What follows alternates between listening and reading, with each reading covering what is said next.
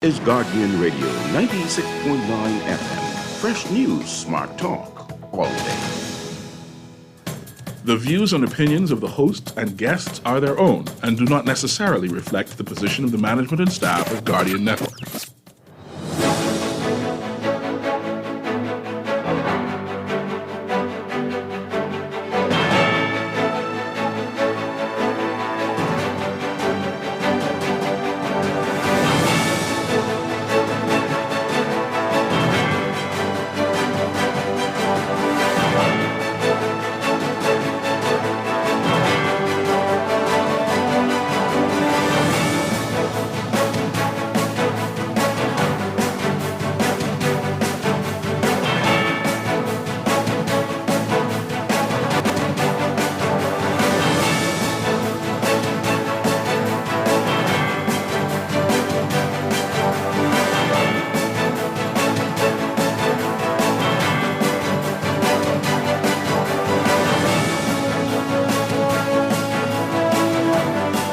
Good morning. The new hospital gets the go-ahead. The health ministry securing environmental approval. More on what the broadcast rule revamp could mean for you. And Fred Mitchell says the Grand Bahama Port Authority is working to turn citizens against the government. It's all straight ahead this morning. I'm Dwight Strachan, and this is Morning Blend.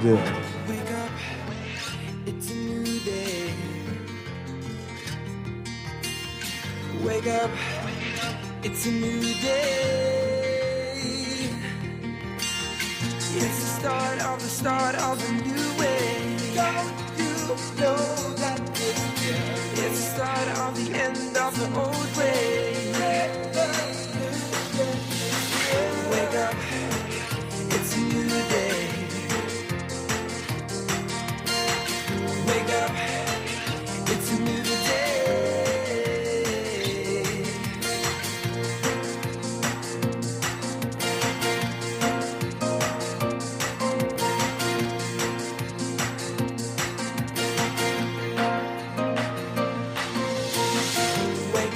Good morning again, Bahamas. It is Thursday, August 22nd, 2024. This is Morning Blend on Guardian Radio 96.9. Again, I'm Dwight Strachan. In a moment, Laverne Gardner will be joining us. Also this morning, we'll talk about a golf tournament that GHS Alumni Association is putting on. And later, Chamber of Commerce and Employers Confederation, they have their Chamber Institute and a number of courses being offered. We'll get details about that. What do you need to know? That's all ahead. But first, it's time for the overnight, the latest breaking news from while you were sleeping, and the top national and international headlines this morning.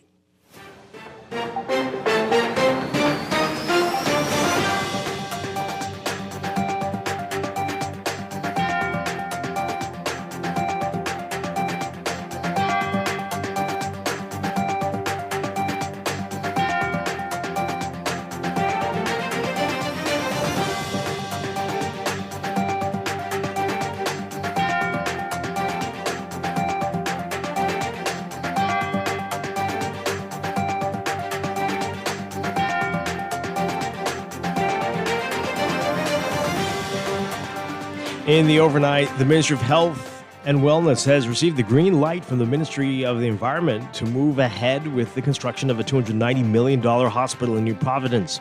Health and Wellness Minister Dr. Michael Darville making that announcement yesterday, saying that they're now in the final stages with the Chinese Exim Bank to secure the funding and then move to break ground. The hospital will be constructed on New Providence Highway, about and Saunders Beach. Darville previously told the House of Assembly that the government hoped to break ground on the facility this year. This comes despite pushback by many area residents and even some staff at PMH, Princess Margaret Hospital, about the plans. But back in June, Darville stressed that the need for the facility is paramount as the structural challenges continue to plague the PMH facility on Shirley Street.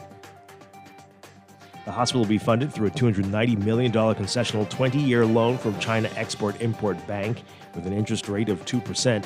The facility will be a women's and children's hospital, but will provide other services as well. The state-of-the-art hospital will have a neonatal intensive care unit. It will offer same-day surgeries and minor procedures, diagnostic and interventional imaging services. It will support molecular medicine services, and will be headquarters for new technologies, research, and medicine oversight, teaching hospital services. It will also have a blood bank and laboratory services and a national reference morgue and pathology services. It's projected that this facility will take between 30 to 36 months to construct. That environmental impact assessment report prepared for the project found that water supplies or samples collected from the proposed site were contaminated. The report said a plan needed to be implemented to remedy the problem. And we were told that had been addressed. Former Prime Minister Dr. Jimenez says he wholeheartedly supports the proposals presented by F&M leader Michael Pintar to reform banking in the Bahamas. He says Bahamians are frustrated with the commercial banks and that there are too many unfair fees that eat away at people's hard-earned savings. He says the banks keep cutting back on services, making more profits while providing poor service. PLP Chairman Fred Mitchell says the Grand Bahama Port Authority is trying to poison the public's opinion of the Davis administration.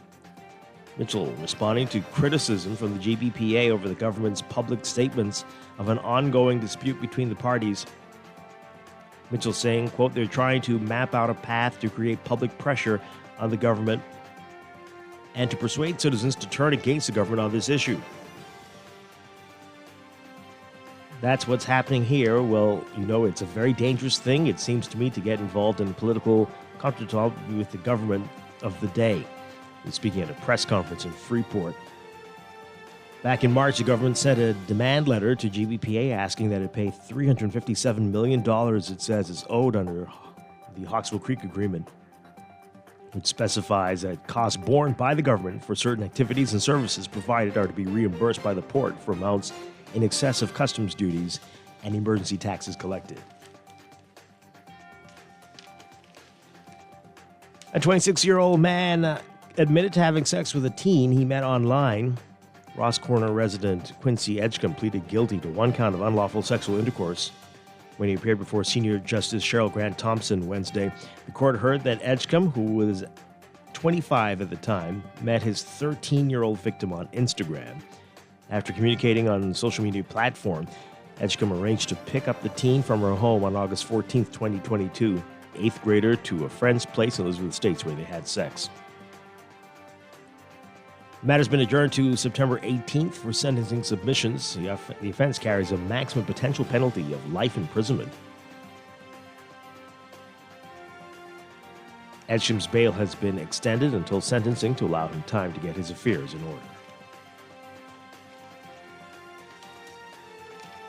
And Foreign Affairs Minister Fred Mitchell says that a pre-deployment phase has begun for Royal Bahamas Defense Force officers. He's unable, though, to say what their roles will be in the UN Security Support Mission in Haiti. Mitchell says some Bahamian management personnel have been asked to get to Haiti as quickly as possible to work out plans and details. Mitchell says the Office of the Attorney General is also working to put in place a number of arrangements and agreements required to facilitate the participation of Bahamian officers in the UN mission, which is being led by Kenya.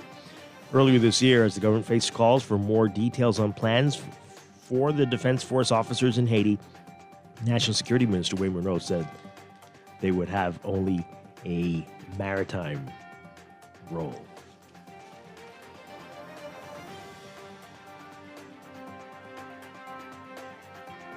Overseas, thousands of protesters attempted to storm Indonesia's parliament today, tearing down a section of fence and throwing stones at police, forcing the legislature to delay a vote on controversial changes to election laws that could further enhance the political influence of outgoing President Joko Widodo.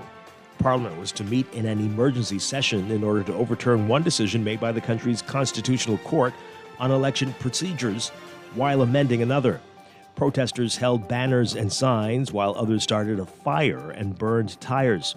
The Constitutional Court on Tuesday dismissed a challenge to an age limit that prevents people ownerships, which would prevent Widodo's 29-year-old youngest son from running in a regional contest in central Java. The court also made it easier for political parties to nominate candidates by cutting back a requirement that they hold 20% of a local legislature. Parliament passed an emergency motion to change the minimum age to serve as governor to 30 at the time of inauguration, and further ease nomination requirements on Wednesday, and plan to ratify the vote in a plenary session today. The moves triggered widespread condemnation on local social media and raised concerns about a potential constitutional crisis. The legislature was forced to delay the vote after failing to achieve a quorum.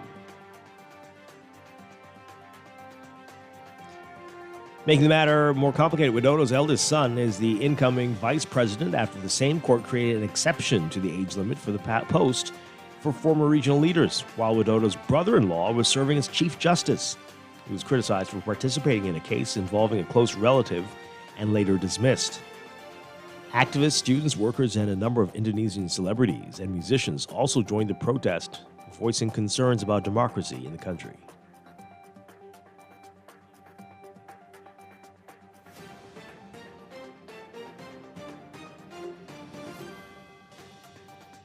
And rescuers searching the wreck of a super yacht that sank off Sicily brought ashore a fifth body today, leaving one person still unlocated, as investigators seek to learn why the vessel sank so quickly.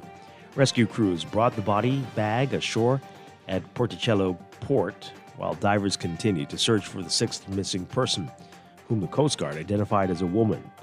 That suggested that the recovered bodies include that of British tech magnate Mike Lynch. Also among the six missing passengers were Lynch's 18-year-old daughter and a in a recent U.S. federal fraud trial. The Bayesian, a 56-meter or 184-foot British flag yacht, went down in a storm early Monday as it was moored about a half-mile offshore. Civil protection officials said they believe the ship was struck by a tornado over the water, known as a waterspout, of course, and sank quickly.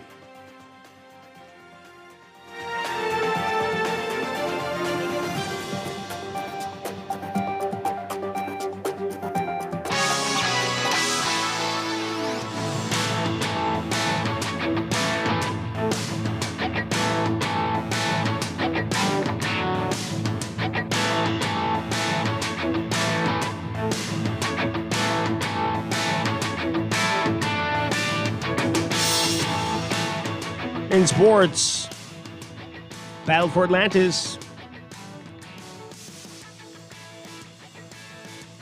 getting closer. The 2024 Battle for Atlantis men and women's basketball tournament will once again be held during Thanksgiving week at Atlantis Resort in Paradise Island. The women's tournament, now in its fourth year, will run from November 23rd through 25th at the Imperial Arena at Atlantis. And the 13th annual Battle for Atlantis men's basketball tournament will encompass Thanksgiving itself, set for November 27th through 29th. On the women's side, Ball State University, Baylor University, Columbia University, Indiana University, and the University of North Carolina, the University of Southern Mississippi, Texas A&M, Villanova will all battle for the title. The University of Arizona, Davidson College, Gonzaga University, Indiana University, the University of Louisville, and the University of Oklahoma, Providence College, and West Virginia University will compete for the top prize in the men's tournament. The bracket for the men released on Wednesday. Read more about that in today's Guardian. And the 2024 U.S. Team Racing Championships, hosted by Severn Sailing Association, showcasing elite sailing talent from across the U.S., but a Bahamian also among the standouts. Spencer Cartwright, along with his teammates, on Team Doomsday, finishing fourth. Read about that as well in today's Guardian Sports section.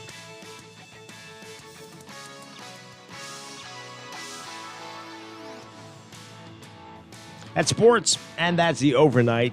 Time for your first look at weather.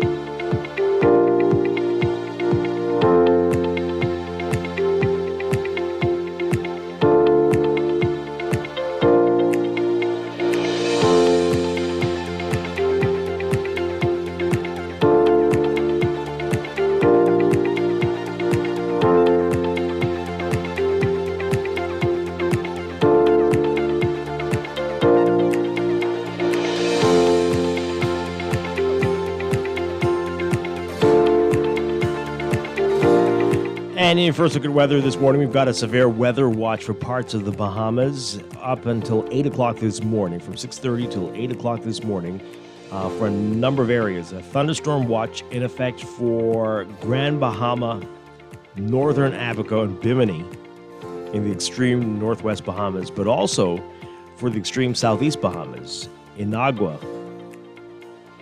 and Grand Turks. So, that's again in effect till 8 o'clock. The Department of Meteorology, their satellite imagery is depicting a line of showers and embedded thunderstorms moving towards and across these areas. And showers and thunderstorms are expected to be strong to severe at times. So, be locally heavy and thunderstorms strong to severe, causing dangerous lightning, strong gusty winds, heavy downpours, hail, and possible tornado and waterspout activity. Localized flooding also possible during the passage of these storms. Again, that thunderstorm watch in effect for Grand Bahama, Northern Abaco, Bimini, but also Matthewtown, Inagua, and Grand Turk in the Turks and Caicos until 8 o'clock this morning. We'll have an extended outlook coming up in our next weather check after traffic in just a bit.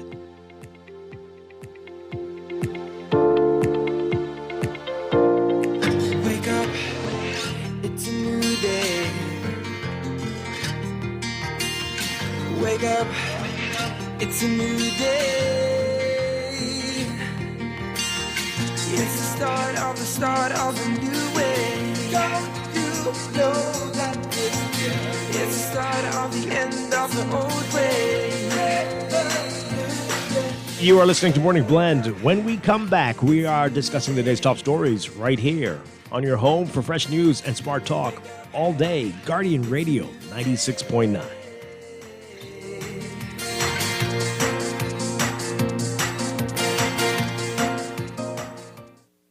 It's a Scotia Plan Loan Summer.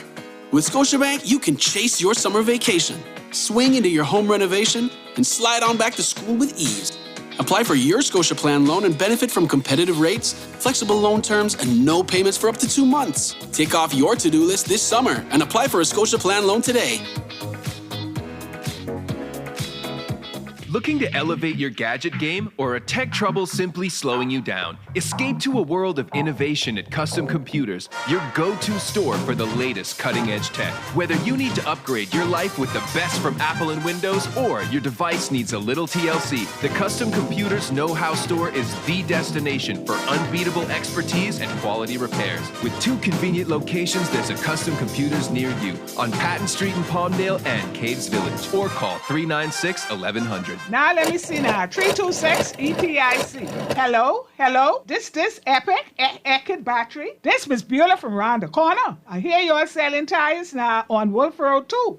Praise the Lord. It's about time. I live Fox Hill and Fire Trail. It's too far. That ain't all. They open Monday to Friday, 7 a.m. to 7 p.m. On Sunday and holiday, 8 a.m. to 4 p.m. My brother Sam, he's a hacker, and he could go right there and get fixed up. Call us at 326 EPIC. We ship also to the Family Island.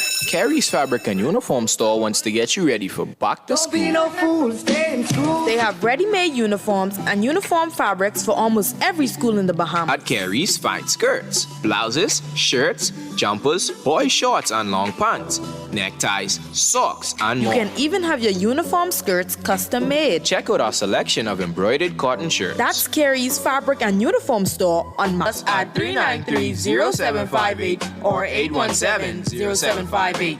For fast, reliable, and impactful printing services, look no further. Let Printmasters bring your masterpiece to life. We stand by our quality products that is second to none. Our affordable pricing and friendly, efficient staff makes Printmasters the ultimate choice for all your printing needs. We can deliver any type of printing services, from banners to booklets to business cards. You name it, we can print it. Let Printmasters bring your masterpiece to life. Located in the Nassau Guardian Building, telephone 302-2361.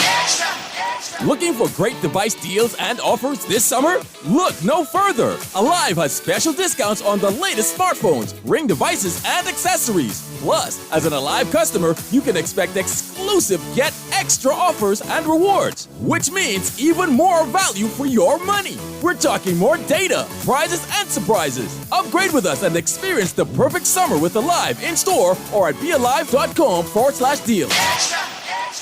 Hey Bahamas, ready for some? Check out 2 brand new books by our legendary 3-time PM, Hubert Ingram. Get the tea on his amazing leadership and courage to buck the system. These books are for you, the game changers, movers and shakers, and anyone passionate about our nation's roots and future. Available now at Dungalik Studios, Logos Bookstore, the National Art Gallery of the Bahamas, and Chapter 1 Bookstore.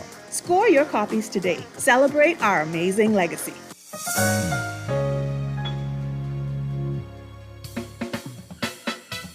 Do you have uncontrollable debt? Are you ready to make that move to Fidelity for a stress-free future? These loans have a built-in savings plan that pays you unbeatable interest. Ask about our debt consolidation loans today. Call 356-7764. Fidelity, we're good for you. Wake up, it's a new day. Wake up, it's a new day. It's the start of a new way. Don't you know that it's the start of the end of the old way. Wake up, it's a new day. Wake up, it's a new day.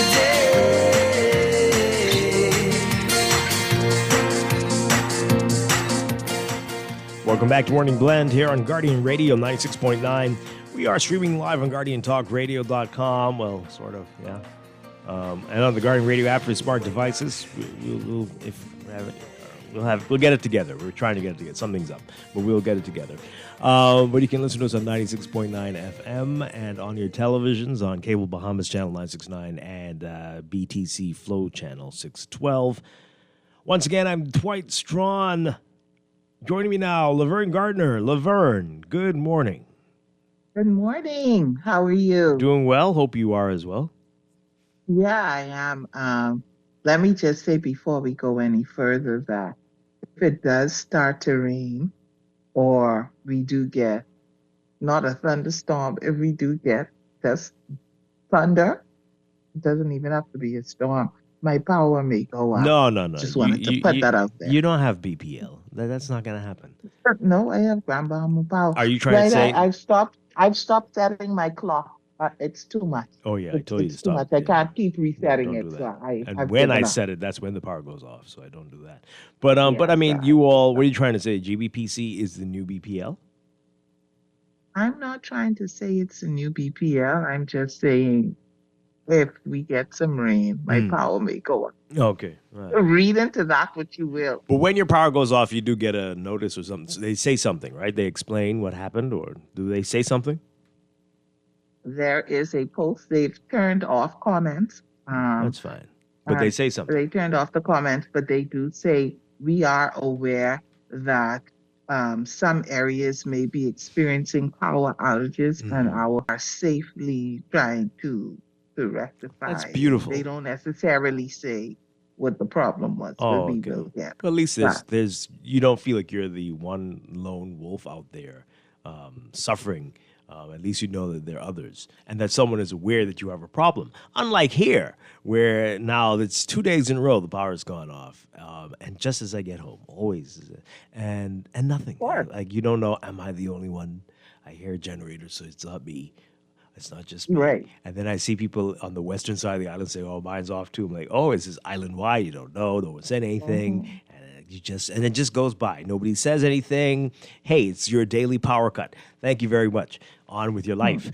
Is this, yeah. That's how we're supposed to do it. Yeah. And everybody's fine. Yeah. Everybody's fine with this madness. And everybody's smiling up in everybody's face who caused this foolishness. This is what we do in the Bahamas. Yep. I'm very angry. Very angry. Anyway, let's change the subject. But I'm wonderful to hear you talking with us this morning. If you started calling me and you like, Laverne, are you there? Yeah. Okay. Oh boy. It's exhausting. Oh. Not to mention additional $100 this month. What did we Because do? What do we do to I don't deserve know. this? I do not know. He sent me a notification on an explanation of sorts. I don't know because it was 2 degrees warmer this month, so it took longer to cool. That's what GBPC told you? That was the video. Oh, they had a video. Yeah, they sent a 2 video, degrees? and it was 2 degrees Well, wait, warmer. that's a lot to and know. That's Yeah. quite a bit. Is it Celsius or Fahrenheit? Which one are we measuring? I don't know. Oh, okay.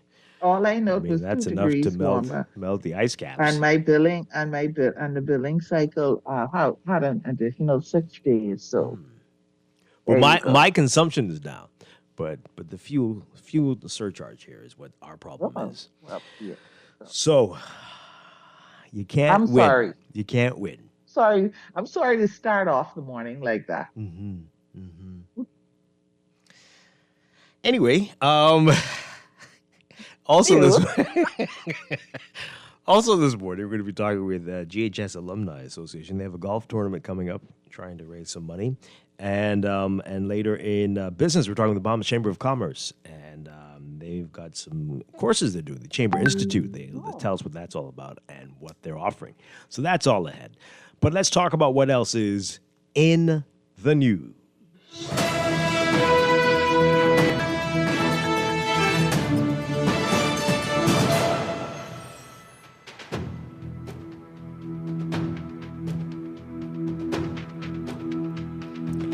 And in the news, all right, so,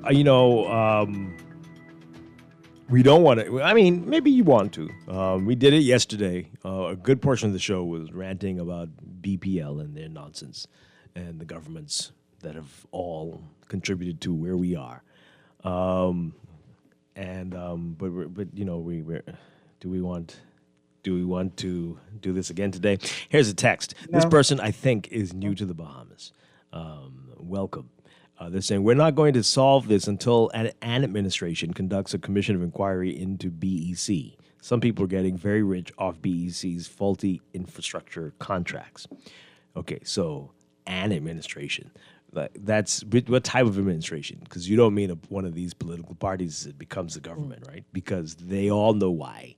They know exactly the answers. They've all contributed to this foolishness. So you mean some independent body allowed to just go through everything and reveal everything they find? Maybe that's what you mean, because that's the only way. But successive governments have caused us to be where we are. Have tried to make it better, and as soon as they make some progress, they're voted out, and somebody else comes in there to tinker with stuff. Yeah, and so, but yeah, so I don't know, but. Maybe we just need to throw it all away and start over.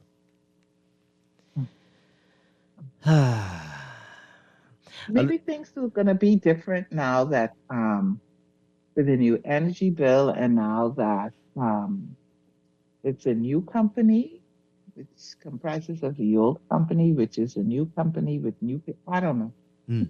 Maybe lots of things. Maybe. But don't hold your breath. This person says here, like I tell Aaron Green about the roads, cheaper, you just get used to it with BPL. When you do, you will expect less.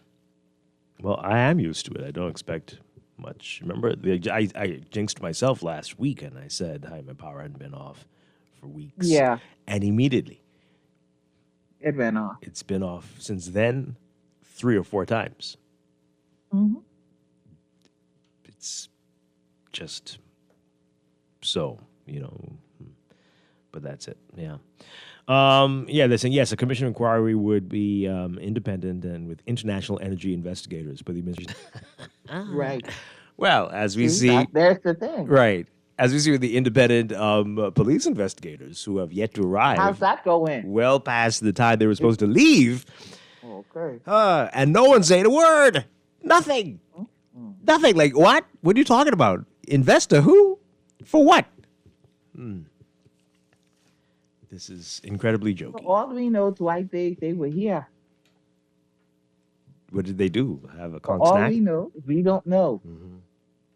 we will soon get a press release that says that they were here. They spent 2 days. They went down to fish fry, and No, they won't put that in there. they've since left. That may be what happened, but they won't put that in there. No. They But have since left. For all we know. yeah. They've come and they've gone. Anyway, let's just talk about this. I want to get to something that was in the paper yesterday. We didn't get a chance to talk about it. IRCA and the revamp to the broadcast rules. We've been talking about this, pushing for this for a long time, and we need your help. I've told you this years ago. We need your help to help us revamp these rules. Right? This is now in the public consultation period, and so they need to hear you all saying that you agree with what's being proposed. We'll get to that in just a bit. The headline of the papers today about the new hospital here for New Providence. It's been given the go-ahead from the Ministry of the Environment. So our Tanika Thompson writing about this. The Ministry of Health and Wellness has received the green light from the Ministry of the Environment to move ahead with the construction of a $290 million hospital in New Providence. Minister of Health and Wellness, Dr. Michael Darville, says that they got the approval and they will proceed with the hospital. He says, quote, "We are in the final stages with the Chinese Export-Import Bank to secure the funding and then move swiftly to break ground. The hospital will be constructed on New Providence Highway, and that's the road that runs between the Six-Legged Roundabout and Saunders Beach." Darville previously told the House that the government hoped to break ground on the facility this year. This comes despite some pushback by many area residents and even some staff at Princess Margaret Hospital about the plans. But in June, Darville stressed the need for the new facility in light of the structural challenges plaguing PMH on Shirley Street. He said, quote, "There are those who are for political expediency would challenge the building of a new hospital and suggest that we upgrade the existing structure. We are conducting improvements at the Princess Margaret Hospital, and on a regular basis we are doing renovations and expansion. We'll continue in this budget cycle and budget cycles to come. But the reality is, if we want to transform healthcare, we must move in a direction and along a pace of modernization." This was his contribution during the budget debate a few weeks back. Now, the hospital, as you may recall, will be funded through a $290 million concessional 20-year loan from China Export-Import Bank with an interest rate of 2%. The facility will be a women's and children's hospital, but will provide other services as well. And we went through this a little earlier, but we'll do it again. The state-of-the-art hospital will have a neonatal intensive care unit. It will offer same-day surgeries and minor procedures, diagnostic and interventional imaging services, support of molecular medicine services, headquarters for new technologies, research, and medicine oversight, teaching hospital services, blood bank and laboratory services, morgue, and pathology services. It's projected that the facility will take 30 to 36 months to construct.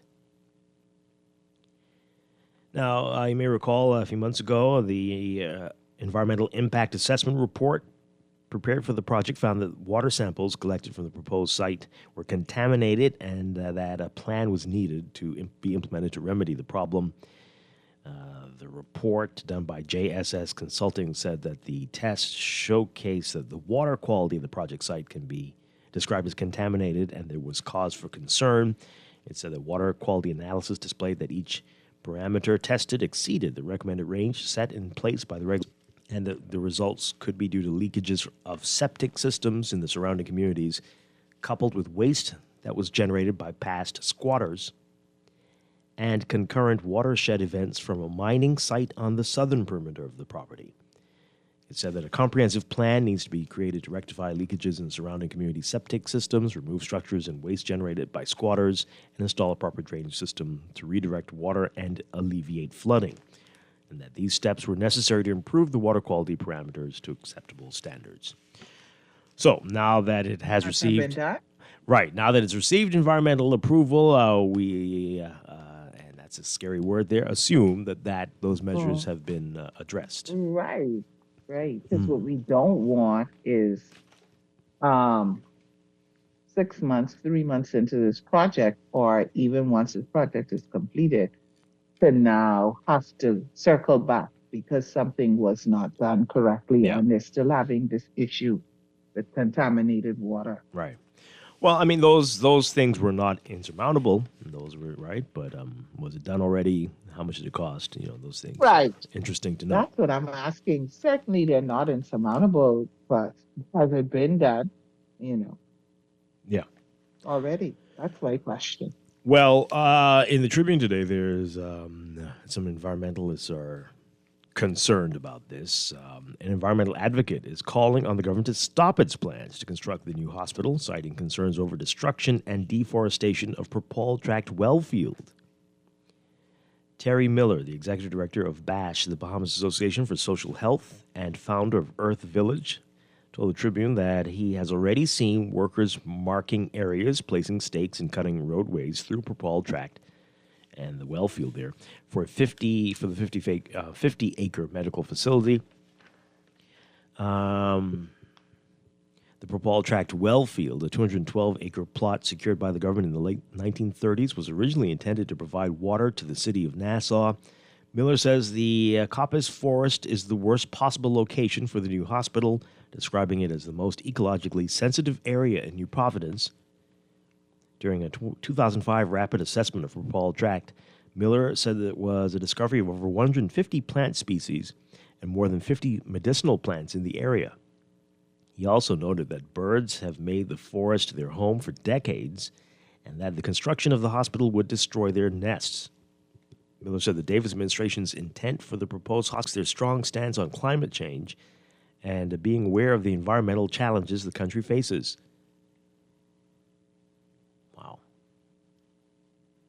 And we already went through the issues that the report said. And, of course, you recall the town hall back in May where residents also voiced opposition to the hospital. They had a number of issues, including traffic concerns and the type of hospital that it is. And we heard from the Medical Association of the Bahamas doctors were concerned that they were not keyed in on this from the beginning and wondered how this will impact staff at PMH and who will fill and work at these hospitals after this happens. So lots of questions still. But let's talk about it. What's your reaction to it? So this is like every type of concern you could possibly have here: environmental, economical, traffic, employment. And how the loan is being secured, all of this, everything. 323-6232, 325-4316, 325-4259, 242-300-5720. Tweet us, Facebook us, text us on the BTC Power text line 422-GR96, 422-4796. Standard text rate supply.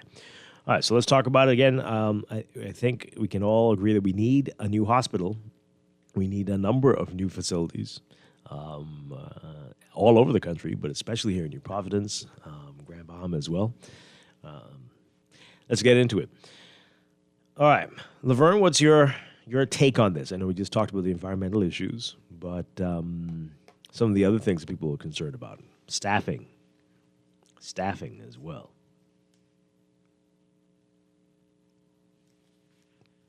Did we lose her? Did the thunderstorm strike? No, you didn't lose me. It's okay. I'm here. I thought the I'm here. GBPC gremlin got you. No. All right. No, we're still good. Yeah, those are valid concerns. And so what you don't want to do is have a hospital that is understaffed. Have a hospital where you cannot provide certain services because you don't have adequate staff. And so all of these concerns need to be addressed, most especially the environment, not most especially, but including the environmental concerns, the aspects of what are we doing here? Is what the site, how are we impacting the environment in building the hospital where it's being built? And then we know residents had town meetings and they were extremely vocal about not having it in their area. But that's where it's going to be. Yeah. So I think we need to make sure that these issues are addressed. I'm still concerned because I'm not 100% sure that water issue has been resolved. So, Yeah, you know, absolutely.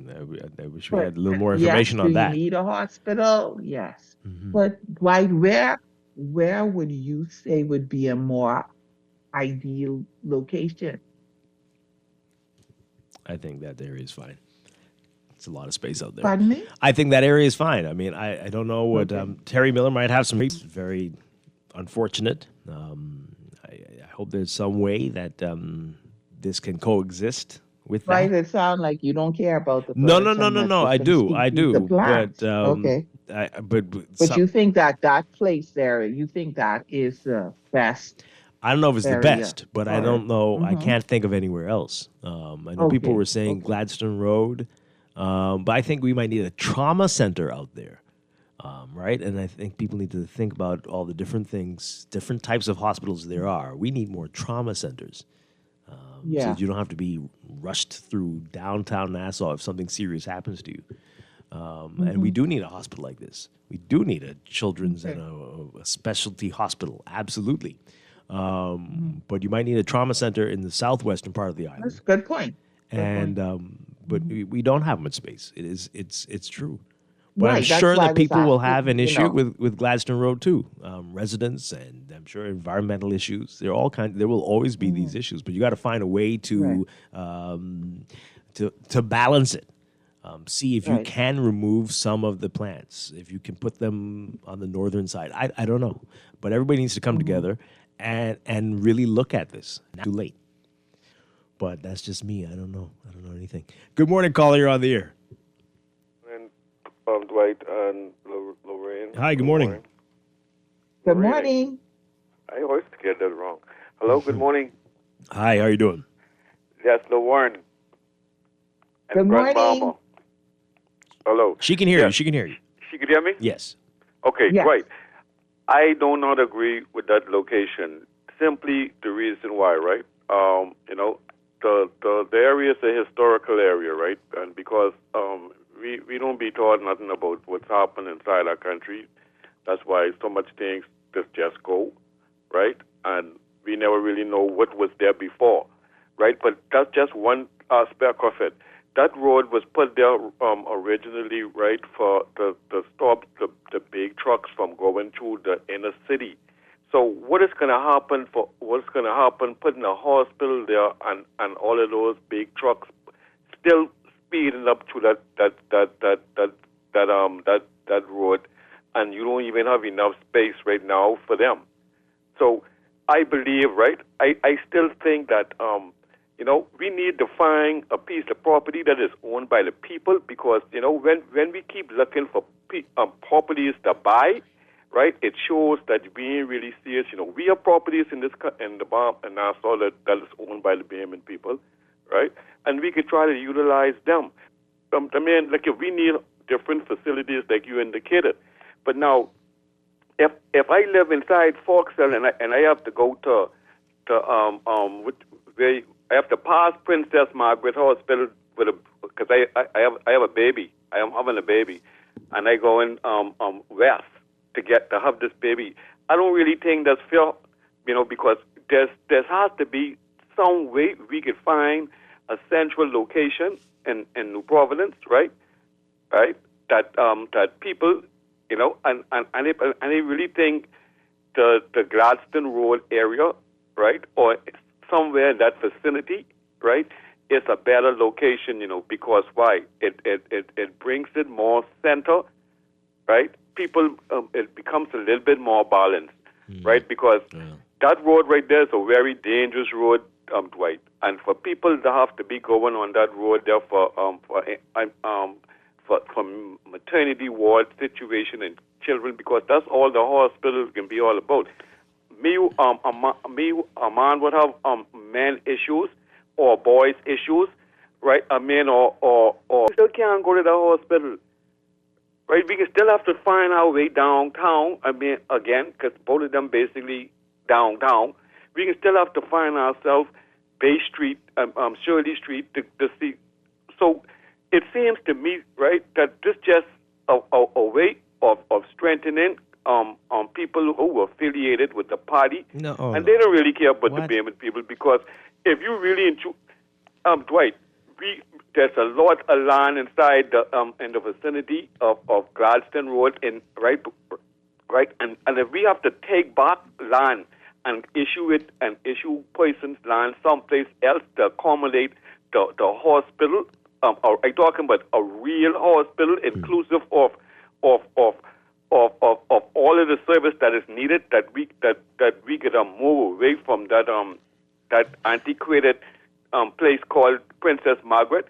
It really will be serving the Bayman people, because for our government to suggest that they just put in a hospital for the ladies and the kids, which is fine, right?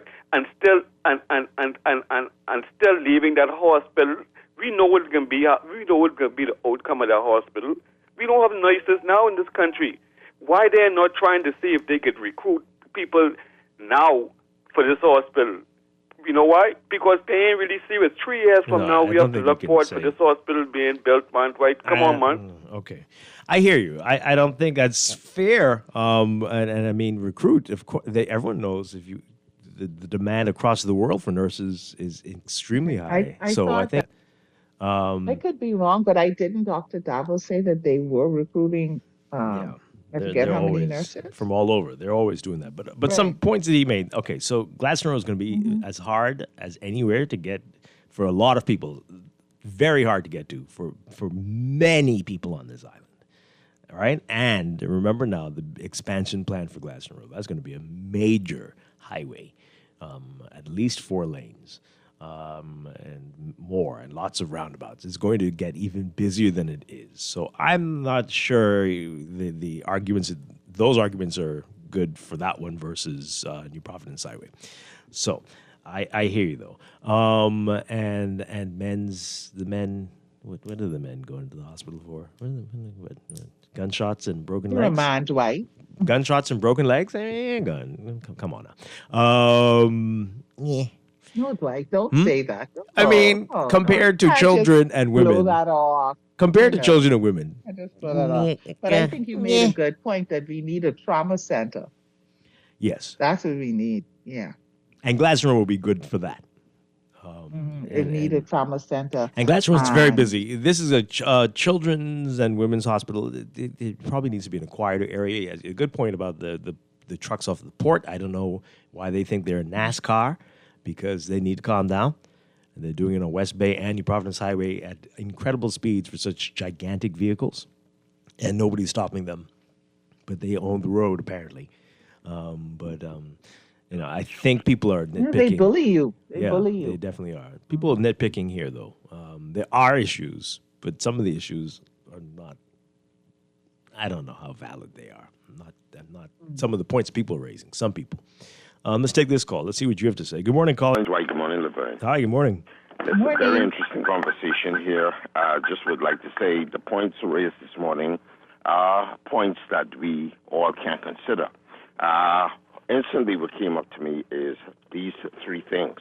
First and foremost, our clinics right now that we have scattered around this island, instead of them closing at 5 o'clock, they need to extend them to at least go up at least until midnight, so it can accommodate a lot of the persons after hours who may need that treatment. And so, I mean, basically what it is that we have to not necessarily reinvent the wheel, but we just got to look at doing things slightly different to ensure that our people are well looked after.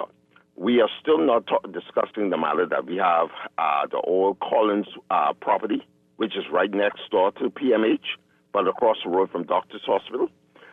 Where's the conversation concerning that property? Why haven't the government considered acquiring that, seeing that it's already in a centralized location? Plus, you got the U.S. Embassy right there, which is an added plus. You know, you mean talk about the old post office? That is government property. You talking about? Well, why aren't we utilizing that? Saying that it's right adjacent to the hospital. It's already in that general area. What do you mean by that? Like make that a new hospital facility? Yes. So the 3 of them would be right next to each other? Why would we do that? Why would we put 3 of the major hospitals right there, or everything right there? That's kind of... Well, Dwight, the thing is, like you so rightfully said a little while ago, no matter where you plan to put this facility, you're going to get a pushback from the residents and everything. The infrastructure for a new building is already there. You already have electricity in that area, which means that yes, we can have the upgrade the infrastructure there to accommodate and have the water services in that area as well, which are two essential or two key points for any medical facility. We have the centralized location, whereas you have the cruise ships, you have like I said, the embassy, you have all of our visitors who visit the island. They're already in that area. You have Bahamians who work in the area, be it that it's downtown. There's a number of things we can consider here. So taking it or dismissing it off the table, I think is not prudent. Again, like I said, the old post office facility, seeing that the central bank doesn't plan to go there anymore. What is the deal with that property? There's no discussion I'm hearing going forward on what we intend to do there. That's another great location to put such a facility. My last point here is the redevelopment of Nassau City proper. We talk about the Gladstone Road having coming now to an 8-lane corridor, which means 4 lanes going north, 4 lanes going south. No. I think it's not that big. Okay, even if it's down to a 4-lane corridor. It's 4 or 5, I think they said. Okay, we could do the same thing with downtown. I think it's about time we consider overpasses. I think it's about time because Nassau is only 21/7. We're only going around in a circle anyway. So why don't we find ways outside the box to consider bringing in proper infrastructure or the infrastructure to help with the traffic flow? You know, it's a number of things, right? I could go on and on, but I just wanted to throw that in the mix for persons out there to consider and get their contribution in on these matters. I appreciate the time. Thanks for taking my call this morning. Thanks a lot. I don't know. It sounds a little scary to me to have everything down there. If you were on, let's say, a Gladstone Road in a terrible accident or in Carmichael, the struggle that you'd have to get to the complex area of doctors and PMH and whatever this would be, I think that just, oh man, that's a lot. But I hear you. Good questions about the other places, though. What is happening with the old post office? And what happened to the cabinet building? Are they going to build that back? It's just a parking lot now. Is that finished? That's that? Yep. Okay. Nobody's answering anything. 323-6232. 325-4316. 325-4259. Toll free 242-300-5720. When they redeveloped the Rand Laverne, where they put in that, right nearby? Is there space? How's that working? Or is it a totally different area? What's happening there? That you're talking about the new proposed hospital. Yeah. Mm-hmm. Is it going to be the Rand, or is it going to be something totally different? What is the plan there? It's not going to be near the Rand. It's going to be in the Lupaya area. So on East Sunrise Highway. So a totally different hospital. Area. It's going to be It's going to be a completely different area, different hospital. Okay. All right. And how do you all feel about that? Or did you want your hospitals next to each other? I think at this point we just want a new hospital. So and if my memory serves me correctly, years ago there was a sign saying that a new hospital was coming in that area where this one is going anyway. So there isn't an issue in terms of where it's going to be. Yeah. Okay. All right. I mean, and there's a clinic right there, but that's a private, clinic. This texter says allows for sharing of personnel, especially where there's a shortage already. Yep, that's a good point, and I know that they do that now with doctors and PMH. Doctors can easily move between the two, and there are a number of little I don't know if I call them clinics, but services in between the two along the way. So sure, but I don't know. We're getting a little big. Yeah, the population's I think you're talking getting a little big about your concern really is the traffic and based on the traffic, how accessible it would be. Yeah. I mean, we're absolutely. having these talks and these discussions with the hospital going up where, you know, Sorry, say that last part again. I said we're having these discussions and talking about these different proposed sites when the reality is the hospital is Yeah, going right where nobody cares what we're they saying. said it was going. Clearly, they're You doing their know. own thing. Oh, my. Yeah. This person says here, I'm still disturbed by the fact that this hospital is only for women and children. So will men be turned away from this hospital? And what will happen if they had an emergency? Well, they said what services it is. It's not just going to be for women and children. No. They've said the services that will be offered, but they won't be. Right. It's a specialty hospital, and those are not uncommon. Those are Right. Those are all over, and I'm sure they know why they're doing this. I'm sure that if you think about it, the number of issues again facing children, which includes boys, right? You remember that, people? So they know why. They need something like that. But the men will go to PMH or doctors if what they need is not offered at this place. Right? It's not uncommon to have specialty hospitals like you say. You know, you go to the US, for example, and you may go to whatever XYZ, and they say no, not this one. You have to go to the one in this area because, you know, Right. this Here, one only we can take them services- here. We can't take them there. That one Right. has a specialty facility for that. They treat that Right. there.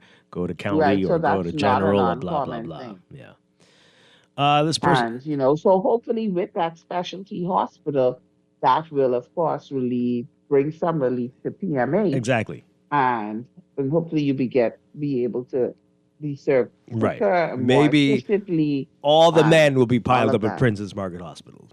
There you go. Right. This one says here, just do it, man. Bahamians complain too much. Just do it. Okay. Just guess build that- it. Just do Forget it, about all yeah. of this. Just build it. Oh, my. To say the government got the approval from a government agency is like a formality from the various EIAs and EMPs from projects they will never be denied once political influence is behind it. I don't know if that's fair. I don't think. No.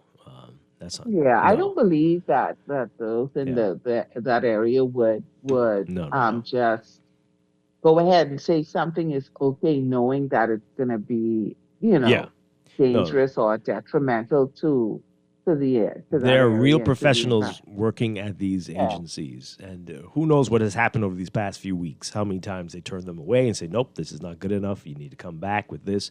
I wish they'd be more open about that, so that people can understand what goes Then on. we don't have to we could understand the process. Yeah, but no, don't discount your Bahamian people. Don't. These people are well trained, well educated, have been working for years, and uphold high standards.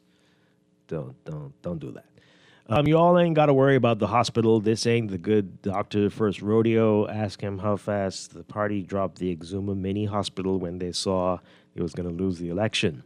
We stay joking around here, wasting money and time. Wow. My goodness. An ideal piece of land for the establishment of a new hospital would be that stretch of land on Harold Road between Eagle Electric and Burger King.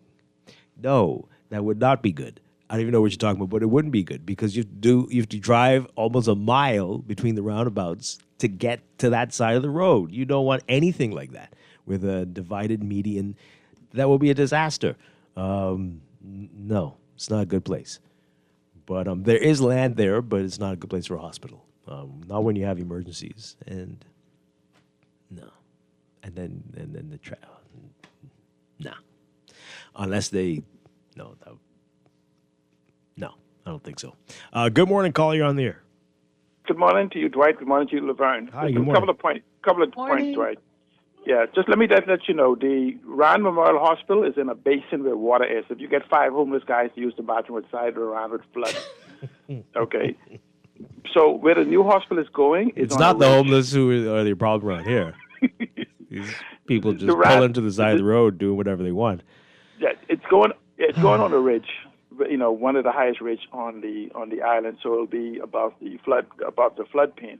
And Laverne, you are correct. Right where WAMU is, was where the original hospital is going to go. First of all, we need to stop calling these things hospitals. These are not hospitals. These are advanced clinics. But and Value was where the original design for clinics or hospital, whatever it was supposed to go, and that was given to Seoul or whatever to WAMU to start building on the property next. They're now building on the property next to it. But by the way, Laverne and Dwight, I think that Grand Bahama Power has been secretly sold to BPL. But oh, well, God help you, too. Oh, no. It's anything is This is the worst thing that ever happened. Right. Seriously? So, y'all need to buy it back. Just pull your money and buy it back. On the hospital concept, there's nowhere on the island 7 by 21 is too far for a hospital. What you lack there is proper ambulatory care, a response. Like right now, you already talked about needing at least 20 ambulance. You only have 4. Maybe you need even more than that. So what happens, though, in the National Development Plan would have a strategy to accommodate that. And so you could have clinics around, whether it's critical care or emergency care, whatever, but at the same time you have a main hospital. Most people build hospitals around a campus that then attract other practicing physicians and things to be around that vicinity, and then you end up with this health campus. Now, it's something that we may not have considered. You have these inner cities, right, and dilapidated, needing something to cause it to grow, whatever. The government can go in and claim certain patches of land. Many of those areas, if you look at it from a strategic point, except for historical buildings, at which if we keep doing what we're doing, will be knocked down anyway, would then go in and create a campus at the same time creating this housing, dealing with the housing crisis for substandard housing in those particular areas, and move them, and you could first clear a particular area, build affordable housing, social housing, whatever, then you move to people, then you go and build a hospital. Those on top of the rich needs an area for stimulus and whatever else, and you can build a hospital there with supportive ambulatory care all around. So the problem is that these happenstance 5-year celebrity type decision is not in the interest of 10, 20, 30, 50 years down the line. And so this is why we keep doing what we're doing. I've seen cities. Like I told people many times on your show, I was the 3rd house that was built in Weston. And that's a city we admire. Number 1, safety in the U.S., highest per GDP capita, and all these other different things. Then we go in the surrounding areas that built up around it since then, Sawgrass Mills and whatever. Those are planned cities. And even when you look at the city of Miami Gardens, coming from when it used to be Carol City, remember, the only thing famous knew about Carol City was going to the flea market. And now it's one of the most premier cities in there.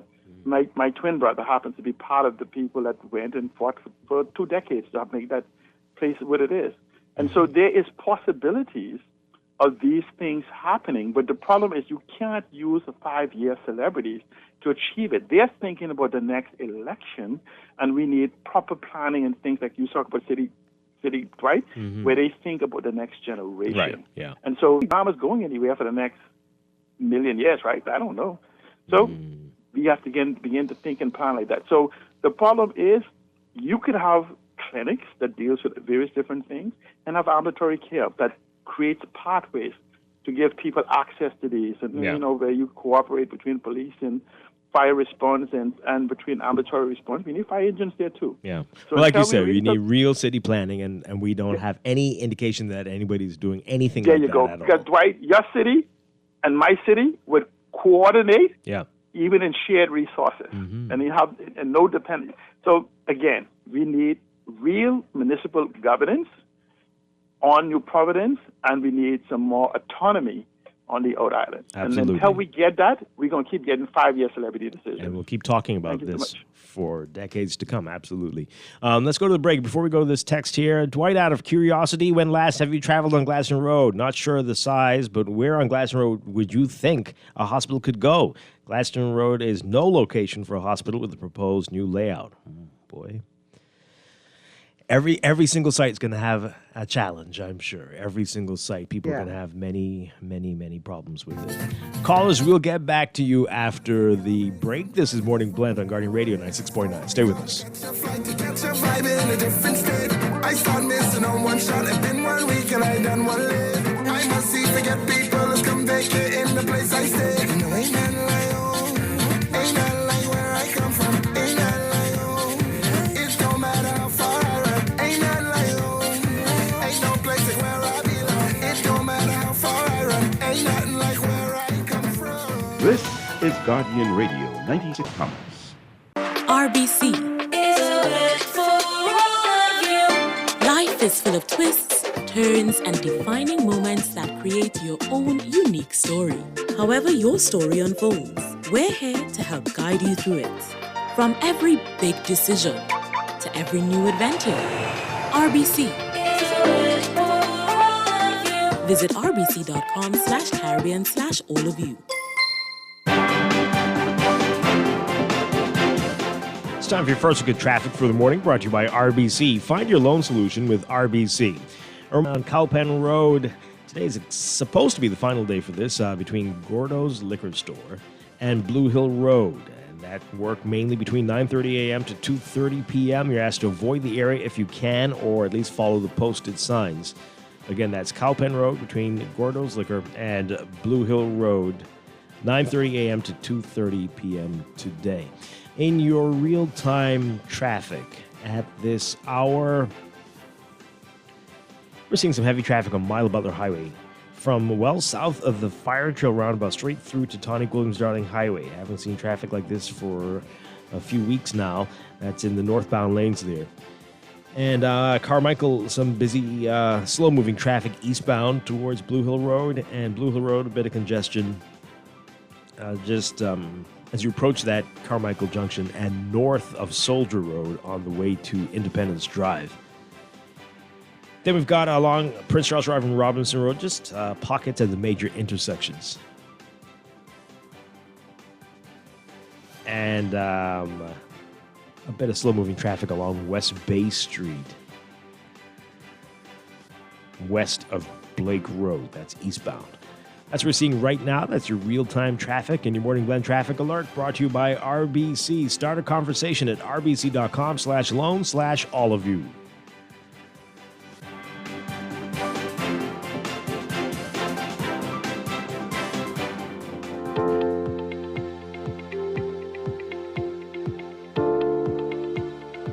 And time for another check of your weather. As we told you, there's a thunderstorm watch in effect for Grand Bahama, Northern Abaco and Bimini, as well as Matthewtown, Inagua, and Grand Turk. That's in effect until 8 o'clock this morning. We'll see if that gets renewed. All of this is as a result of a quasi-stationary frontal boundary across central showers and thunderstorms across the northern Bahamas today, and a western moving tropical wave that's across the southeast Bahamas, and that's bringing periods of gusty winds, showers, and isolated thunderstorms through the afternoon hours. The northern portion of the tropical wave will continue across the central Bahamas and into the northwest Bahamas by this afternoon into Friday, leading to an increase in showers and thunderstorms across those islands. We've got a number of warnings. We've got another day of heat advisories for all areas. Beachgoers are urged to avoid the eastern and Atlantic beaches due to elevated risks of rip currents and potentially rough surf, especially in the central and southeast Bahamas into the weekend. And again, the severe weather potential will remain elevated across the northern and northwest Bahamas. And everyone's being advised to pay attention to the alerts from the Department of Meteorology. For today, for the northern and northwest Bahamas, we're looking at partly to occasionally cloudy, hot and humid conditions with widely scattered showers and thunderstorms. Some may be locally heavy and strong to severe at times. We've got about a 60% chance of showers for the extreme northern Bahamas, Grand Bahama, Abaco, Bimini, and their adjacent waters. And for the rest of the northwest Bahamas, got about a 40% chance of rain today. For the central Bahamas, mostly sunny, warm, and breezy with a few quick passing showers at first, but increasing cloudiness with widely scattered showers and isolated thunderstorms through tonight, with about a 50% chance of showers. Southeast Bahamas, partly cloudy to cloudy, breezy with some scattered showers and isolated thunderstorms, and a 40% chance of showers. High temperatures today, we're looking at highs getting up to about 91 degrees Fahrenheit. 33 Celsius, but the heat index will make it feel like it's 105 Fahrenheit, 41 Celsius. Overnight lows tonight getting down to about 79 Fahrenheit, 26 Celsius. In your extended outlook for Friday and Saturday, partly cloudy conditions, hot, humid, increasing cloudiness Friday with widely scattered showers and thunderstorms moving through the southeast, central, and eventually the northwest and northern Bahamas.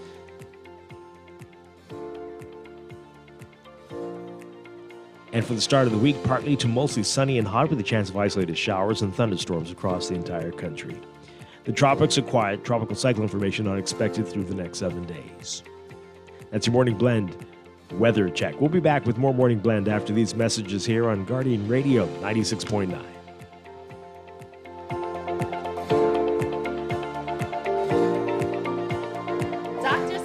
Specialist Clinic is where trusted and best care meets consistency and dedication.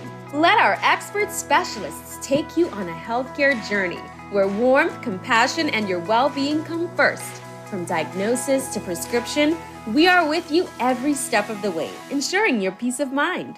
Visit us today at Centerville Medical Center, Collins Avenue and 6th Terrace, and discover quality, compassionate healthcare at Doctors Hospital Specialist Clinic.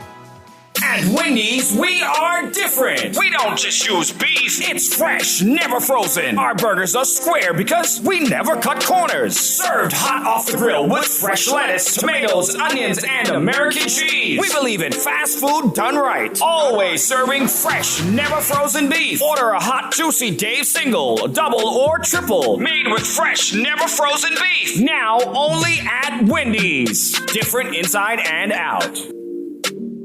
Screws and Fasteners World, Balfour Avenue and Palm Beach Street, has those hard-to-find fasteners for you. Regular hex, carriage bolts, galvanized bolts, threaded rods, nails, self-tap screws, sex bolts, anchor bolts, turnbuckles, masonry tools, hand tools, and weed whacker strings. Check out the rope selection and car body fasteners, too. Special orders are welcome.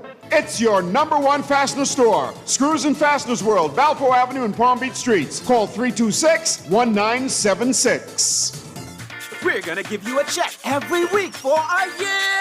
Percy's Pension Plan, Island Game, keep you winning. Percy's Pension Plan, dream big, we will help you live it. Percy's Pension Plan, Island Game, we got you. Percy's Pension Plan, from the friends you can trust. If winning is a must, don't play the game you know, cause your best chance is with us. The most trustworthy name is Percy's Island Game. So put 20 on your account and ride this easy train at Percy's Island Game. Maybe it's time to explore your options. There's no harm in reviewing your mortgage arrangement and considering a better deal. CIBC Caribbean can help you narrow your search and decide. Switch your mortgage to CIBC Caribbean and enjoy a special interest rate and help towards your switching cost. Visit CIBCFCIB.com/inspired home for more information. Conditions apply.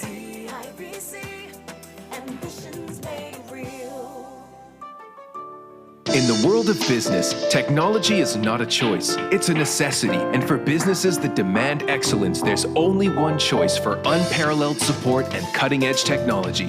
Custom Computers. You have challenges and we have solutions. Computing, networking, storage, and printing for enterprises large and small, aligned with premium brands like HP, Microsoft, Konica Minolta, and more.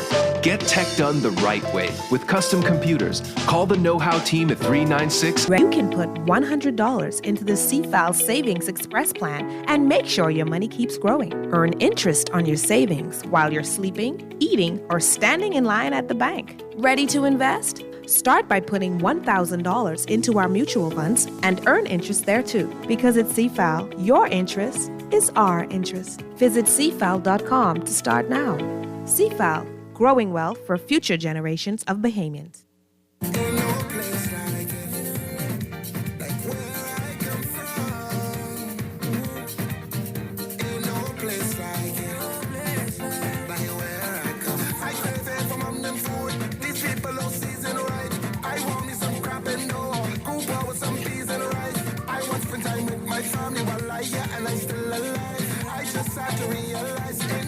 Like where I reside, you know, ain't nothing like home.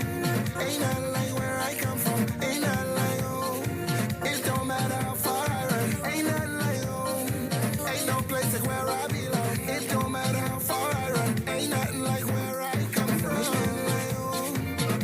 This is Guardian Radio 96.9 FM, Nassau, Bahamas.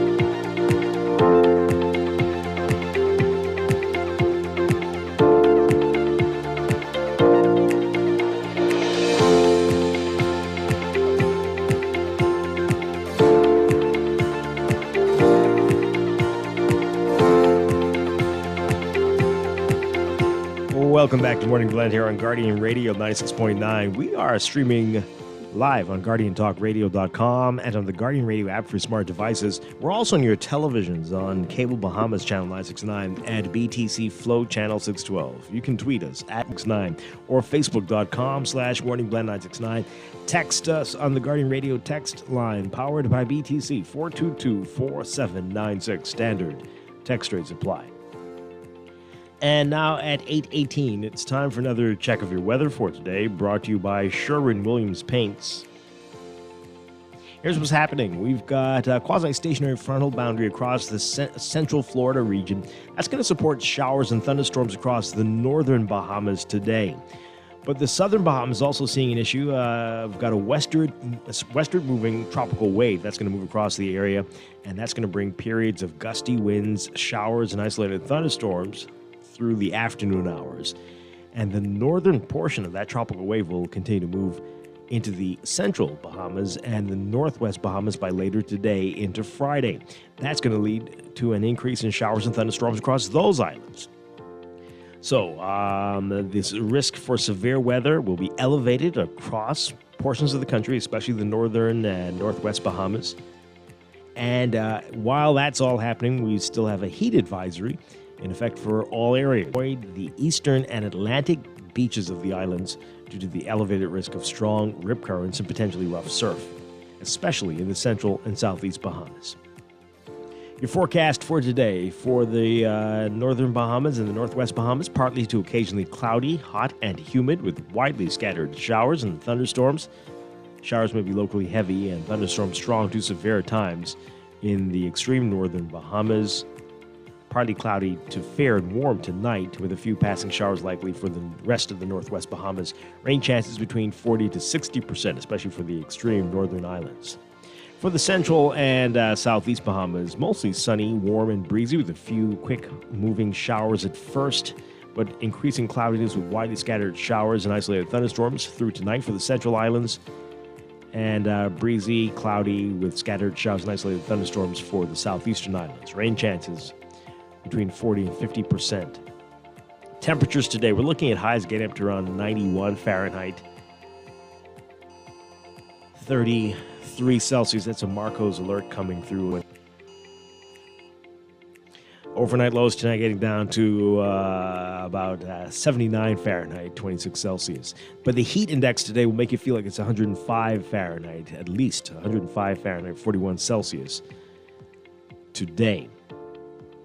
In your extended outlook for the next few days, we're looking at partly cloudy, hot, and humid conditions with increasing cloudiness, widely scattered showers and thunderstorms through the central and southeast Bahamas, eventually reaching the northwest and northern Bahamas Friday into Saturday.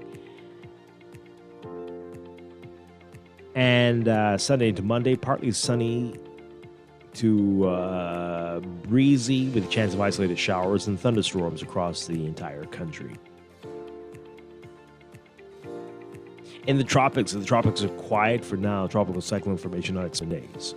That's your morning blend weather check, brought to you by Sherwin-Williams Paints. Sherwin-Williams Paints has got you covered for all your painting and equipment needs. Visit Sherwin-Williams Paints online or in store today.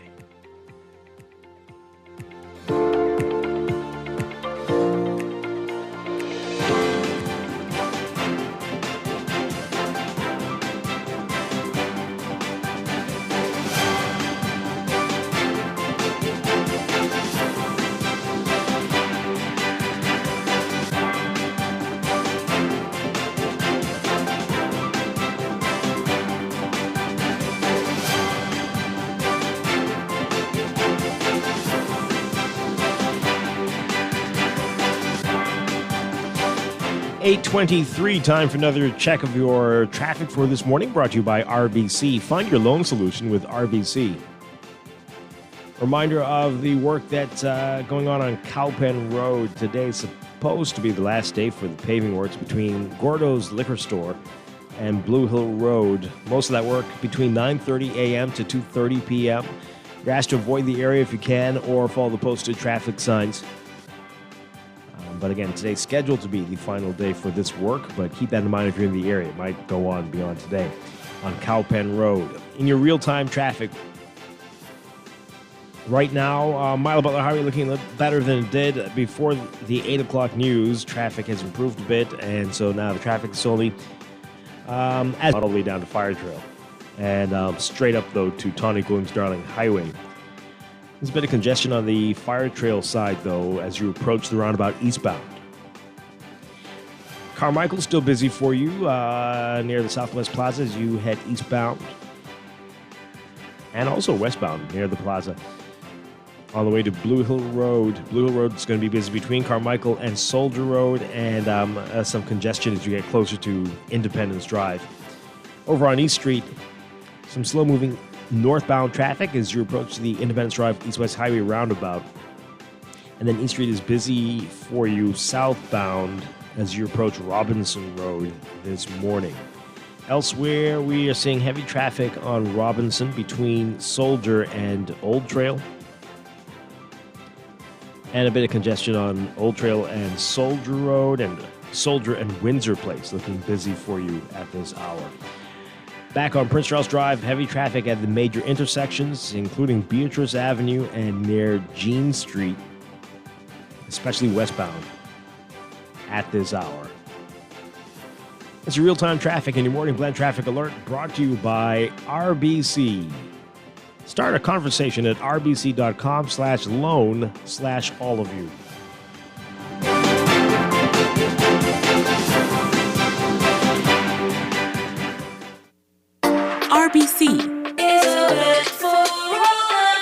RBC will find the right loan for all of you with competitive rates and extended terms to suit you. Whether it's for debt consolidation, your next vehicle, or home purchase, sometimes we all need a little more. No matter the reason for the loan, we're here to help you find the solution. RBC. RBC has all the loans for all of you. Conversation today. Don't shop at Sherwin-Williams then. Don't get the best service in the Bahamas then. The love is really, really strong in Sherwin-Williams. We don't just sell paint. We service you with a smile, good hearts, mind, soul, and body. And we love our customers as much as we love ourselves. Yes. Real talk. I'm not just saying this Real talk. to impress myself. We love to go beyond with customer service. So they feel delighted to come in Sherwin-Williams because they know I can either see Dee Dee, or I can see Shelly, or one of our other wonderful staff members. We treat our customers with the respect of our boss because there are many paint companies they could choose to go to. No, baby. If they go to some other paint companies, so I gonna get this little thing at the end of the week. We want to make sure you get that little ting, Shelley. Come visit Shelley and Dee Dee at Sherwin-Williams Bahamas, and you'll surely find color in every day. Calling all young champions, supportive sidekicks, and wise mentors. Are you ready to unleash your back-to-school superpowers? Fly into John Bull Business Center, gear up, and enjoy a super 20% off all school supplies and 10% off on teaching aids. And that's not all. With every purchase now through September 7th, enter to win a $3,000 shopping spree. Zoom in to John Bull Business Center today and gear up like a true super student. Craving something delicious and freshly made? Dunkin' has got you covered all day your way. From savory sausage, egg and cheese to crispy bacon, ham, and even tuna. Our sandwiches are made to order just for you. Choose your favorite. Bagels, croissant, toast, or muffin. Whatever you want, we've got it. Whether it's a classic grilled cheese or a hearty club, your perfect sandwich is just a bite away. Dunkin's fresh, made-to-order sandwiches made all day your way on Dunkin'.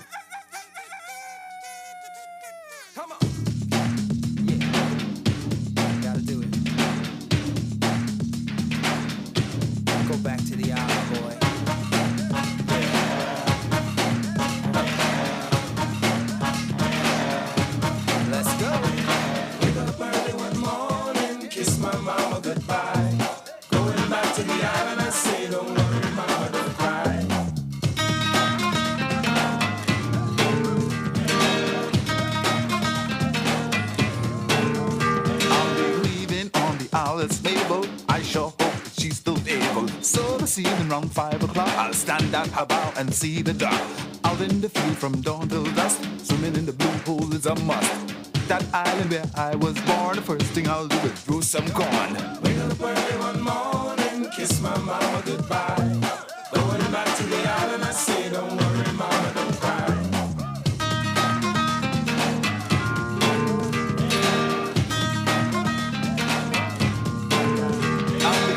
Outside in the iron pot, though young when I learned, I haven't forgot how to. We're back with Morning Blend here on Guardian Radio 96.9. Dwight Gardner on this Thursday morning. Laverne, hope all's well. Feels like I haven't talked to you in about an hour.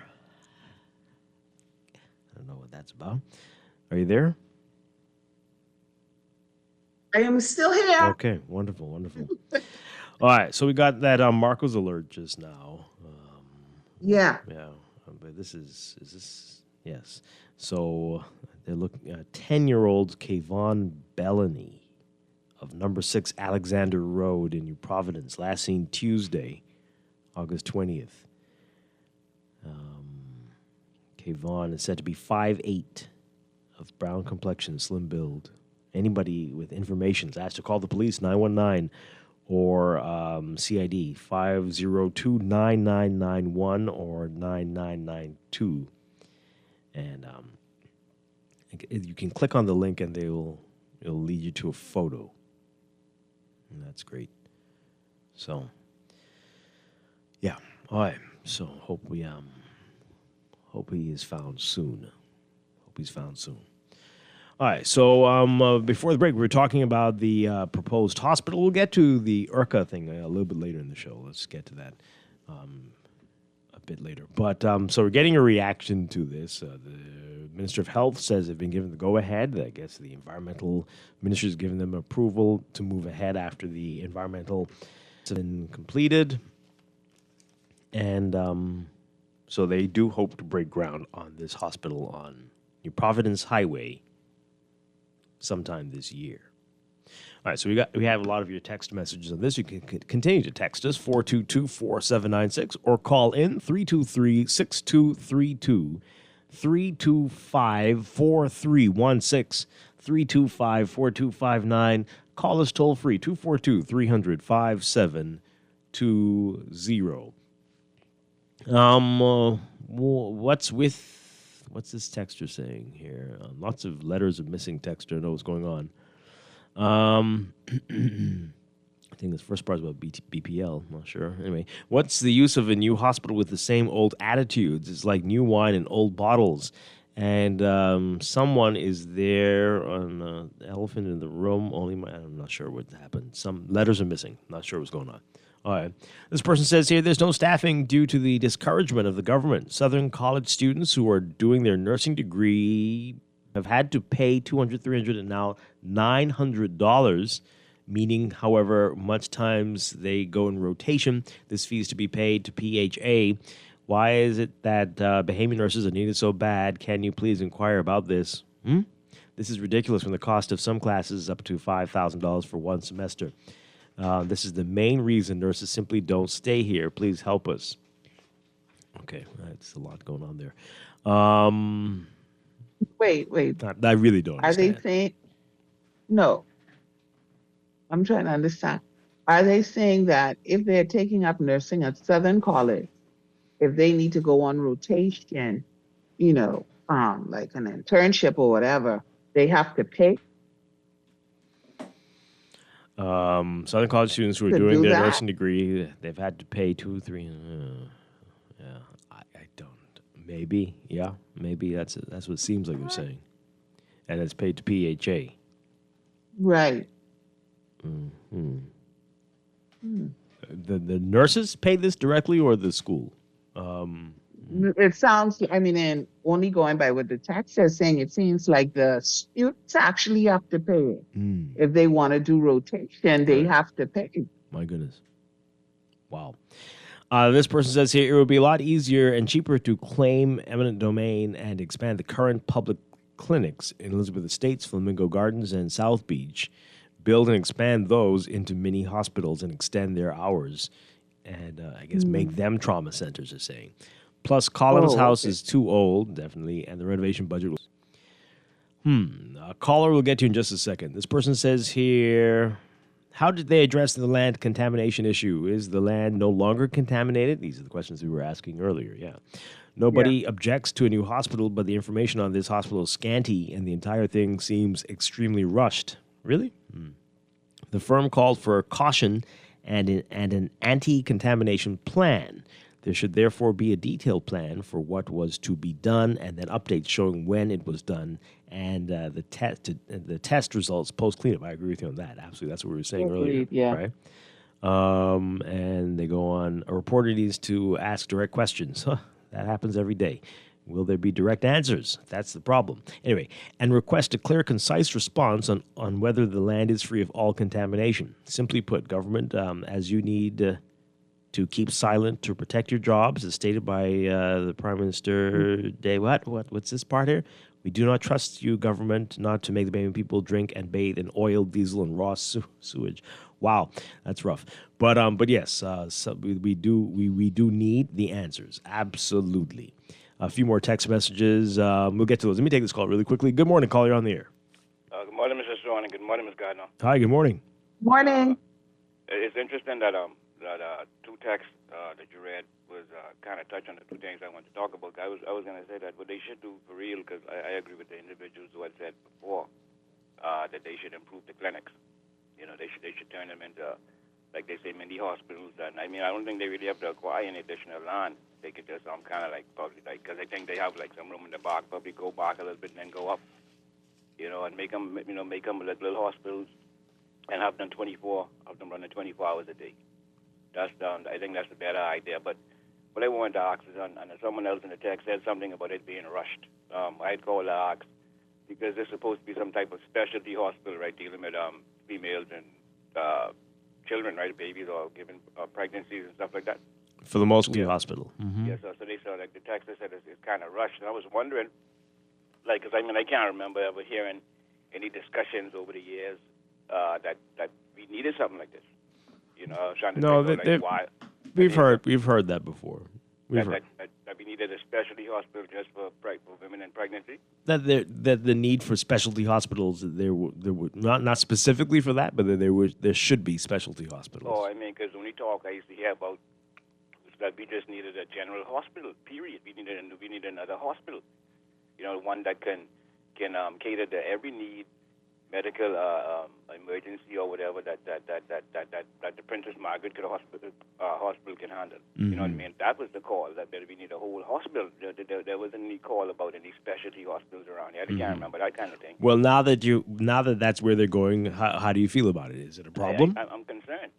You know, because then I want to know like whose idea it was, why it was, and on top of that too, we have foreign individuals involved in this.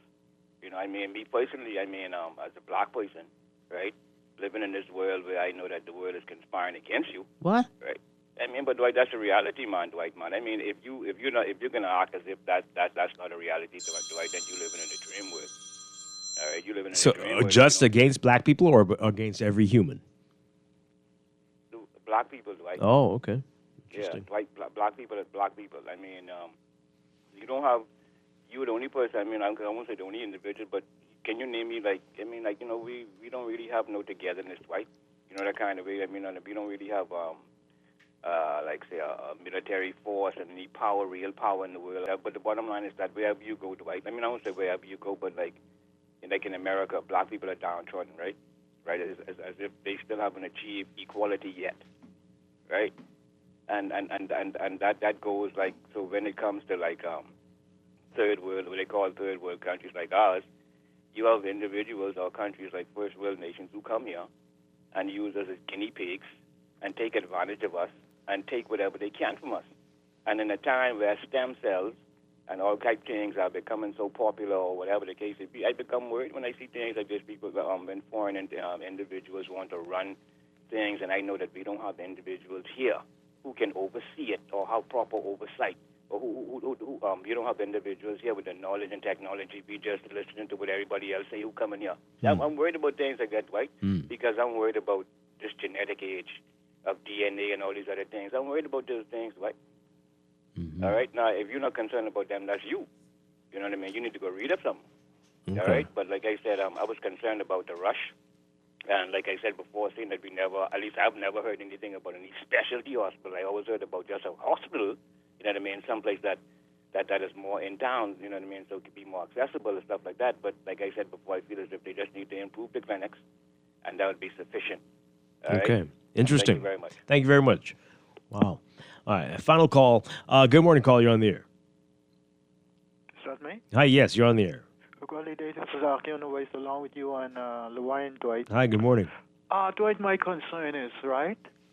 I wish you could get some in the store, and I want to find out whether or not that people from around the world, wherever they may be, buy body parts, human body parts, you know, in order to use for other purposes. We would like to know that, you know, things that too much secretly in our countries, the Bahamas. And my last point is, they're not together. They kill up each other and they try to drown each other too much. See what I'm saying? You understand what I'm saying? Mm-hmm. In other words, when I say drown, you know, they don't care about, you know, their own people. They would kick you down in spite of what those politicians comes up with. You know, Okay. and it has to be changed, because if it doesn't be changed, people in this country are going to continue, black people, killing up each other. Yes. All right. Thank you very much. Laverne, on the list of services, did they mention psychiatric? I think that might be needed at this new place. Dwight, there's a text. We don't know what we need because nobody has presented anything that looks like research into current medical needs and predicted future needs given population growth and aging population, etc. I'm very concerned about what's happening. This is simply search on the pants. Oh, maybe seat of the pants. Maybe, okay. Seat of the pants governance, once again, somebody needs to present the data for the past 20 years that justifies this hospital's design. Look at Eleuthera, Post, Disney, and Jack's Bay. Those projects got environmental approval too. Seat of the pants. Okay. A couple more messages before we go to the break. This person says here, I get what he's saying, but NASA's way too small to fit overpasses. This is from an earlier call. Well, it depends where. I think there's some spaces for some. I still say Glaston Road desperately needs something instead of that silly roundabout near Lake Cunningham. That is never going to work. Never, ever, ever going to work, and it's dangerous. But, this person says here, I work in the hospital. We can't finish A&E for how many years now? We have no nursing, or maybe they mean nurses, for the demand that we have for our behaving people. No medications, no drips, reusing IV bags.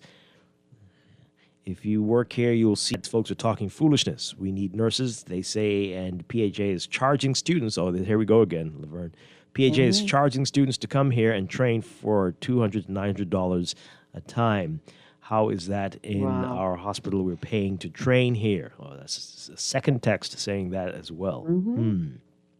This person says here, a hospital needs to be built somewhere. Everywhere will present challenges. Not sure why Collins House and the adjacent area were ruled out. Not saying that they're perfect, but just curious as to why it was ruled out. This texter says, this same government's complaining about poor internet services, but recently reaffirmed the BTC Cable Bahamas duopoly. This person... How are you getting Marco alerts? Because I don't. And then they go on to say, but that last name sounds Haitian. Who's looking for Haitian kids? Oh, dear God. Oh, my Lord. And this text, Why did you have to read the last part of it? I just need y'all to know how these people go. 5'8" is tall. That's the height of a grown man. So what? So what? He's too tall for you to look for him? That's what you're saying? I don't understand. 5, 8, and 10 years old. Maybe when we find him, we'll put him in a basketball program. What is your challenge?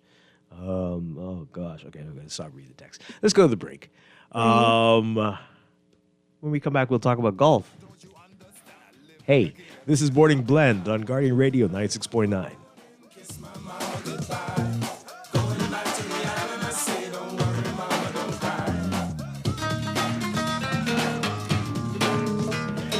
Tired of banks forcing you to use technology to bank the way they want you to? Your convenience is important. So no matter what your banking needs, Commonwealth Bank's friendly staff are always available in branch for that personal one-on-one service.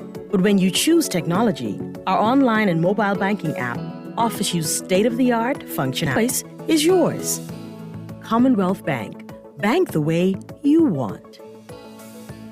Living with a neurological condition shouldn't define you. At Cleveland Clinic in Florida, we do whatever it takes to make life better today while discovering new treatments for a brighter tomorrow. From epilepsy management to specialized spine care and brain tumor surgery, we're delivering world-class neurology care for the day-to-day, for the days you live for every care in the world. Visit clevelandclinicflorida.org/Caribbean. Join us in helping to support the Bahamas Children's Emergency Hostel. When doing your shopping at Janae's Uniform Center, just drop your coins or more in the special donation box. You can also help by donating vitamins, snacks, medicines, books, and more. Visit the Bahamas Children's Emergency Hostel directly, or you can donate online at bceh242.org or call 361-4124 or 807-6155. And thank you for helping us. The Bahamas Children's Emergency Hostel. Together, we can make a difference. Back to school is around the corner. Move to the top of the class with this amazing Scotiabank Back to School credit card offer. You could win your share of prize money valuing $10,000 when you spend $150 or more on any Scotiabank credit card to purchase books, uniforms, technology items, or other academic items. 10 lucky customers will each win $2,000 in cash back towards their purchases. Promotion runs July 12th through September 30th, 2024. Drawing date is Friday, October 11th, 2024. This is Guardian Radio 96.9 FM, Nassau, Bahamas. Hey, KB. Yes, sir. Boy, you know, when you love these women, it will really make you do some crazy things. Boy, I agree with you, right?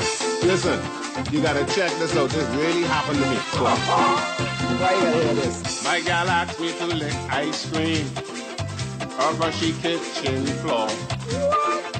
To prove my love, I had to do it. She's freaky.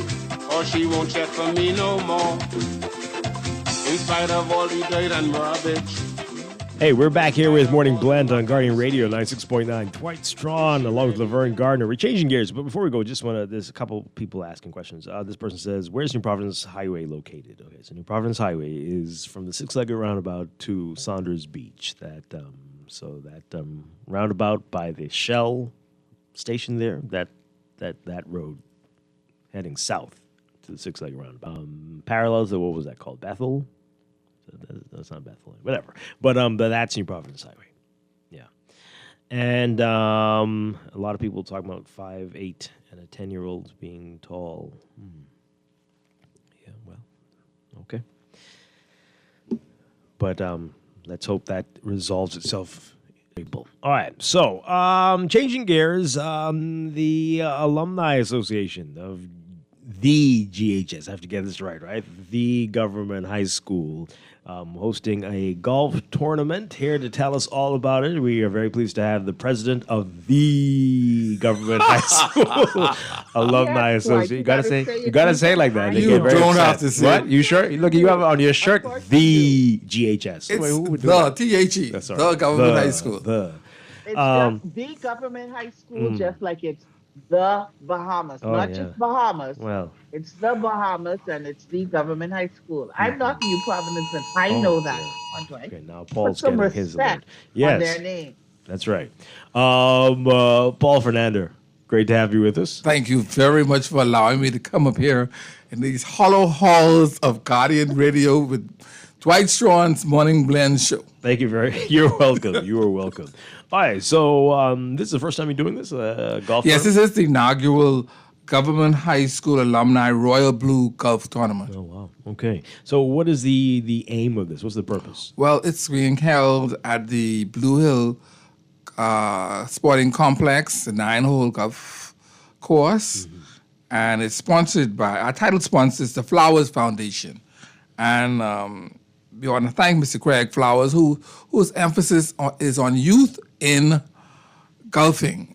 He wants to make sure that golf is a sport that everyone can play, not just the affluent, because it is a kind of expensive sport, but he's designed the golf course. It's 9 holes, and it's designed for anyone to come out there and play and learn. To appreciate Mr. Craig Flowers and the Flowers Foundation for being our title sponsor for the inaugural GHS Alumni Royal Blue Golf Tournament. And what's the objectives? What are you trying to accomplish with this In tournament? addition to ensuring that the young people have an opportunity to play golf and win prizes and trophies, we want to help, along with the Flowers Foundation, to encourage young people as well as not so young people to play the sport of golf. It's good for if you walk when you play golf, so it's good exercise. You're out in the fresh air. You know, it's a great sport. Okay, so it's all about getting more people into golf. Getting more people, but especially the young people. So why is the GHS interested in that? Well, that's just one of our activities as we lead up to the centennial celebration of the Government High School, which is going to be April 27th. It's the 100th anniversary of the establishment of Government High School. Okay, wonderful stuff. So who should take part in this? How do you sign up? Well, you could go to Government High School Facebook page, and you should see our flyer, and you could just scan our flyer, and you can sign up. But we have it's an 18-hole competition. 9 holes on the 5th, 9 holes on the 6th, and you could have juniors, you could have women, or you could have men. So we have 3. Well, it's open divisions because a man and a woman could play together, and that's considered the open division. But if women team up together, that's one division, and then juniors can team up together. So we have 3 sets of trophy. We have a floating trophy, and then we have a. Oh man, it's going to be going on all morning. I'm so sorry. And then we have a juniors competition for the juniors, and we have the winners. Of the open division will receive 2 royal blue jackets that are being designed and produced by Kedar Clark. Okay. So that's the first. I don't think we have any tournaments in the Bahamas where they get a jacket, like in the Masters. I was going to say, this is, wow. So, so you hope for this to be an annual thing? And yes, every this year is the inaugural, and yes, we hope the Flowers Foundation continues being the title sponsor. We also want to thank Mr. Sean DeVoe, the CEO of FML, who's really involved with this. He said him along with Mr. Craig Flowers, they want to ensure that we have this, all our I's dotted and all our T's crossed. And of course, Mr. Kingsley Monroe is also a former Government High student. He's down there at the golf course, and we really appreciate all the effort they've put in so far to help us make this a successful event. So every year you get your royal blue jacket. Yes. Wow. Okay. That is very, very special. Tell us some more about some of the other events as you march along to your 100th anniversary. Well, we have a secretariat right now that started planning all of our events for 2025. Excuse me. The first one would be I have the pages all mixed up. No, I don't. The first one, did I leave the page down there? Oh, so sorry. First one will be the start of our Dollars for Scholars, where we try to get all the classes, former classes of a government high school that have graduated, to put together an amount of money. We're not going to ask them for a specific amount of money. Whatever the class could get together, we want them to start collecting as of January 1st, 2025, and we're going to present it to the school. Each class is going to present a check to the school on April 2025. That's our first event. Our second event is the Government High School Alumni Phoenix Award. And this year we are concentrating on former students that came from the classes of 1960 to 1969. And at this present, and not only students from Government High can be nominated, we have teachers and administrators that are also nominated. And this year, right now, the deadline is actually October, but right now we've had about 21 persons that have been nominated, and we're still getting some more. I give you the names of the persons that have been nominated. not who are going to receive the awards, but who have been nominated at this time. Dr. Kevin Bethel, who was an administrator at Government High School. Dr. Hervis Bain, who was also an administrator at Government High. Dr. Bernard Nottage, Mr. Vincent Vanderpool Wallace, Mr. Paul King, Mrs. Gloria Gilbert, Miss Angela Clare, Dr. Emmanuel Francis, Miss Camille Johnson, Dr. Robin Roberts, Miss Minley Woodside Hanchel, Mrs. Sheila Culmer, Mr. Neville Wisdom, who also was an administrator at Government High School, Mrs. Margaret Hepburn McKay, Dr. Barrett McCartney, Dr. Marcus Bethel, Dolores Agnes Francis Williams, Dr. Nigel Lewis, Francina Horton Nee Darling, Anthony Boozy Roll, Mrs. Dorothy Yearwood. They are some of the names that have been nominated that went to Government High during the 1960s, and some of the administrators that have contributed to the development. Okay.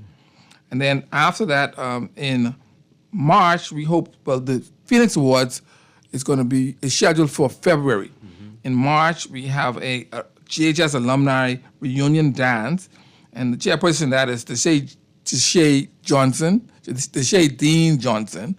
Mm-hmm. She's also a former student. And then we have a publication that the students from the 50s and 60s are putting together, the first 50 years of Government High School. It's been proposed. They're going to put that out, and we're going to circulate that throughout the Bahamas. And then we have a GHS Alumni Centennial Celebrations Exhibition. And the chairpersons of that is Vaughn Albury and Alana Bryce.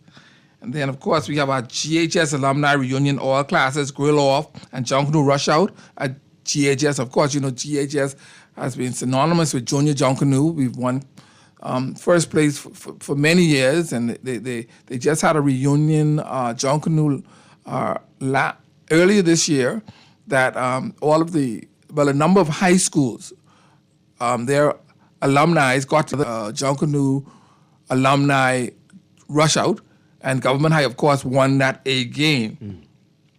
Then we are going to announce the GHS Hall of Fame First 100, and that is persons who have been to Government High since we basically now looking forward to celebrating the students who've been there from the 70s to 2025. 100? Are you going to do 100 people? 100. Oh, my. 100 persons. Well, we have a lot of persons that have been to Government High that are doing amazing things. As a matter of fact, some of the names that have already been sent out for that is Obie Pinlin, Romel Knowles, who's the president of the Olympic Association, Gershon Major, who's the president of the Bahamas Gaming Association, Pauline Davis, an Olympian, Elise Clark, an Olympian, Darrell Miller, a former broadcaster, former Commissioner Greenslade, Rhoda Jackson, a career diplomat, Desmond Bannister, Erica Lang, Dr. Conwell Brown, Evan Dean, who owns Bahamas Business Solutions, Dwight Sawyer. I mean, there are names that are coming in left, right, and center. So 100 would be like child's play for us to put together for the Hall of Fame that we propose to do in April of 2020. And that's what it's going to be every year? Every year we're going to induct some persons. But not 100 every year. Not 100 every year. We're doing that because we're celebrating the centennial. Right, okay. So we want to start off at the first 100, and of course all the persons who've been awarded Phoenix Awards will also be included in that. And those are persons like Lyndon Pinlin, Eddie Hanna, Paul Adley, Kendall Isaacs, and Ms. Rogers. Mm-hmm. Well, how many of those do you have already? In the first year we 50? did. No, right now, it's about close to 60. Yeah. And then when you include the ones from this year, so it'll be close to... Almost 100 now. Almost 100. Right. So probably almost 200 names that we include on our GHS wall of 26. That's the day before the actual anniversary of Government High. We have a GHS Merchandise Day. And this year, we have moved away from our traditional T-shirts and golf shirts. We're including some short pants with a pre-designed logo, along with dresses. And we're working along with the Bahari organization. So we have similar dresses that they have, but with our design. So we're going to be looking forward to putting that together and putting that out so persons can pre-order and have them ready for Merchandise Day in April 26, 2025. And then on April 27th, we have our church service, which is a Saturday, but it's the actual anniversary. So we plan to have a church service, and we want to go to a Seventh-day Adventist church. That way everybody is included, because usually when we have our church services on a Sunday, a lot of people go to their own churches on Sunday. Okay. So we're trying to include the Seventh-day Adventist church. It just happened to be on the 26th. So we're going to ask, well, Eric Clark, he's the chairman of the church service committee, and he suggested to be utilized as Seventh-day Adventist church so more people could come and be a part of that, and then they could still go to their own churches on the 28th. So you will have a very full calendar leading up to... Well, the I didn't even include the Breakfast gala. Ball. We have Oh, a my gala. That's also going to be in April. I think, I'm trying to look at... I have so much stuff on here, I can't read everything. Well, I'm sure you're going to come There's back. a gala in Nassau, and there's a gala in Grand Bahama. Oh, and there's wow. a church service in Grand Bahama as well. And then after that, we have supplement, because we're going to get all of our information as well as all of our activities for April. We're going to include all of them along with a lot of other stuff that happened between the 100 years of Government High School, and we're going to do a supplement. And then right after that, the supplement's coming out in May, in May, and the last thing will be the GHS Alumni Association elections, where we allow a new group of persons to take over, because I'm getting old, and this is a lot of hard work. You're almost 100 yourself. Yeah. Right. Wow. All right, so remind folks about the golf tournament. Well, the golf tournament, again, is at the Blue Hill Sporting Complex. It's the 9-hole golf course down there. And it's October the 4th to the 6th. On the 4th, we basically schedule the person's tee time. But the tournament is going to be the 5th and 6th. It's 9 holes. It's a scramble competition, 2 teams, and the best scorers will win. And we have trophies for first, second, and third in each division. We also like to thank Mr. Peter Bridgewater from Open Systems. He's also one of our sponsors, along with Rupert Roberts, who is proposing to sponsor our hole-in-one. We hope to give away a car, and we have a lot of other prizes, but we really appreciate the effort of the Flowers Foundation, Mr. Craig Flowers, and of course, Mr. DeVoe, who is the CEO. And did you mention the fees? How much is it for people to... It's $50 for juniors, that's $25 per day, and $100 for seniors, which is $50 per day. It's very affordable. Initially, we wanted to do it at the Royal Blue Golf Course, because it's synonymous with the Royal Blue of Government High School, but the prices was just a little bit too high, and we didn't want to put that pressure on anybody to have to pay that much money just to play in our tournament. Yeah. Plus, this is closer to where it's right across the school, yes. Is and was, right? Yes. So that's on both of them, because right Government High School on Poinciana Drive is Yeah. very near there. Exactly. Government High School on, I think it's Bahama Games Games Boulevard. It's yeah. right there. As a matter of So, fact, at Government right now, they are putting together the swimming pool. Now, in 1973, Government High School got our first swimming pool. And so this is the second public school to get a swimming pool, and it's still Government High. So Government High had the first, and Government High had the second public swimming pool in the Bahamas. So we really appreciate all the work the Ministry of Education has done, and the Fox Foundation, which is really paying for the pool in association with the government. Right. And again, this is October, and that's sooner than you think. So get It's right- ready. it's right there, it's here. there. Yeah. Paul Fernando, thank you very much. No, Appreciate it. thank you. I'm Huh? getting back into the next hour. You take up some of my time. What you told more- me. what more is there to say? You told me to be here at 8:30, and I'm going to get up. I get all my minutes. And you're here, and now we're ready to go. And you gave more information than people could even use. But thank you, sir, for being here this morning. Thank you again for having me up here. I really appreciate it. The Government High School alumni, the former students of Government High, we really appreciate you giving us the opportunity to speak on all our activities. All right. Thank you again. We're going to break for news and be back with Morning Glen Business in just a bit. Stay with us. I'll try anything once. There's not much I wouldn't do. Yes, I'll try anything once. 'Cause girl, you know I is a fool for you. Ah, yes, man. Come on now. Oh yeah. Play that thing, man. Play that thing. is Guardian Radio 96.9 FM, Nassau, Bahamas. The views and opinions of the host and guests are their own and do not necessarily reflect the position of the management and staff of Guardian Network. Wake up, it's a new day. Wake up, it's a new day.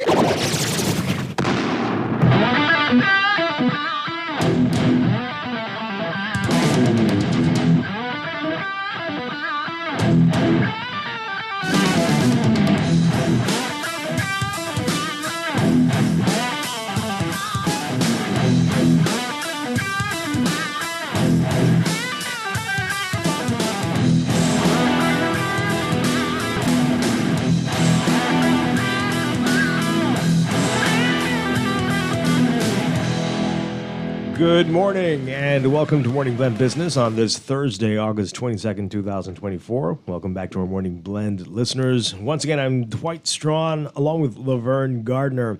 And this morning, the Bahamas Chamber of Commerce and Employers Confederation Chamber Institute is back here to tell us all about this and about the certified business professional courses they're offering. And we're very pleased to welcome, for the first time in this capacity, CEO of the Bahamas Chamber of Commerce and Employers Confederation, Dr. Leo Roll. Good morning, sir. Great to have you with us. Good morning, Dwight. Great to be here. Thank you for the opportunity. Congratulations on the post. Thank you. Great to have you in this capacity here. Definitely. All right, so tell us about the Chamber Institute. This was something that was happening before and is now returned. What exactly is it all about? So it's interesting because earlier this year I went to India on a capacity and skills building conference.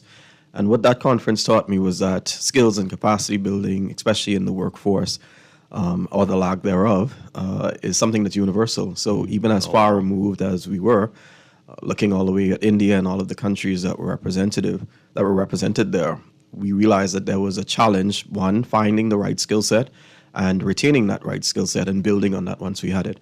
And so one of the things that we're very proud of at the Chamber is that we had what we call the Chamber Institute. And that was a division of the Chamber of Commerce, and that allowed for our members primarily to set staff for training opportunities, mentorship, business relationships, all of those different aspects. It's not meant to be, a supplement. It's not meant to change when you look at the course of, let's say, university or colleges, but it's meant to supplement. And so some of the things we look at are the instances where business owners may have challenges. And so we look at their bottom line, we look at their customer base, we look at their internal customer, meaning the persons that they are employed with them. Right. And the beauty of having that from a chamber standpoint is we can, one, teach the skill sets, soft skills, hard skills that are needed for your employees, but we can also do it in a way where they become more sensitized of the challenges of the business owner. Mm-hmm. So we can, do those courses where it's looking at both sides of the coin. Here's why these skills are important. Here's how this bolsters the bottom line. And here's why this is important for your point of making sure that you have a job at the end of the day, but also making sure that the business is successful and making sure that there are opportunities for you as you move along, whether that be through promotion or whether that be through being better and more efficient at your job. Yeah. All right. So you said it that it's universal, and we know that we have issues with customer service here. But let's talk about it. How bad is it really here? And as often as we talk about this, I mean, are we not seeing improvements, or are things actually getting worse? So I think it's getting better, actually, Dwight. I think it's a slow and steady progress. What I believe when I look at instances of our business community, the ease of doing business is becoming a challenge, or more of a challenge. And so that, coupled with, you look at instances of low skills or low productivity, is also a challenge. What we find, though, from a chamber standpoint, is we do or provide those initiatives and those solutions that will help the business community. One of them is a secret shopper mission. And so helping to ensure not only do we end by training and developing and nurturing your staff, but we will go on the back end and say, okay, now that this has been done, let's see if what was taught and learned is actually being done on the front line, and providing those reports to the business owners so that we can say, well, here's what was taught, here's where the gaps and deficiencies are, and here's how we think we need to either do on-spot coaching or coaching and mentoring on a weekly basis. Oh boy. Okay. So I'm sure those findings are very interesting. Laverne? Sorry. Yeah. Do you find also that part of the issue is that sometimes your staff really, they're not empowered enough to be able to give that kind of customer service, especially if there is an issue? So that's a great analogy, Laverne. What I think in a lot of instances is you have to, first of all, own the position that you're in. And so if you take ownership and you say, well, this is my department, this is my division, this is my role, and here's how I plan to infuse myself in this role. And it doesn't always take going to the leader. If there's a situation where you may have the very right answer, you may have the very right insight, you can make that decision, you can make those changes incrementally.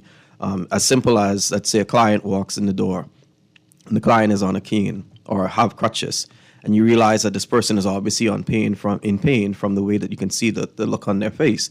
It will take nothing off of you to walk away from your wicket or your counter or wherever you're sitting, have the client sit down, take the transaction, and even if you continue to serve the line until you get to their specific spot, then at least the client is sitting and waiting and they don't have to wait in the long line. So these are simple changes that can be done, and it doesn't take being empowered or you asking permission, but it takes a level of, I think, initiative that some staff members, don't have, but also, as you mentioned, Laverne, some team members or some leaders don't empower the staff to say, here's, just think outside the box. And if there's an instance or a situation where you have the requisite skill sets or you have the requisite ideas, then leaders have to be open to listening, right?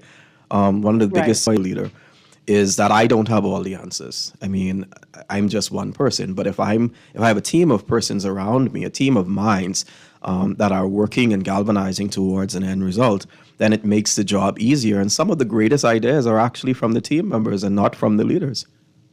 Yeah. Right, because they're the people on the floor or on the front line. Absolutely.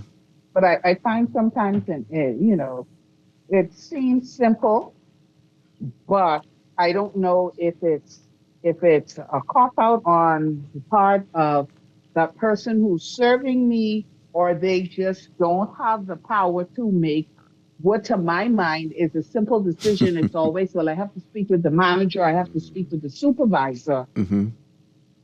And so that's a great point. I think when you think about it and looking at those aspects, that's exactly what one of the things Certified Business Professional Training course is meant to do, because we, in our mindset, Laverne, we may be seasoned professionals and say this is a simple solution. But when you think about persons, this may be their first job out of college, or this may be their first customer service, customer experience type of role.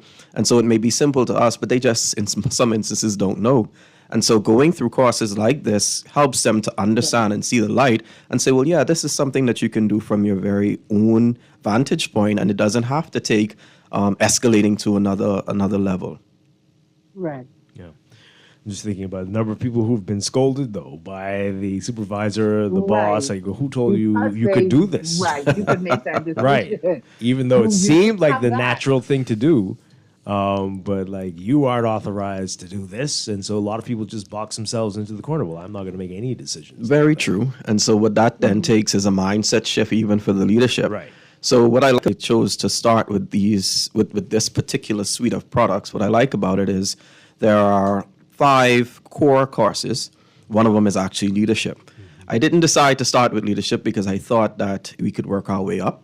And so getting those persons in the trenches and those persons who are responsible for delivering customer service and making sales, I think is the easier route. And then as we progress, we'll get to leadership. And what that leadership module does is teaches a lot of the things that Laverne is saying.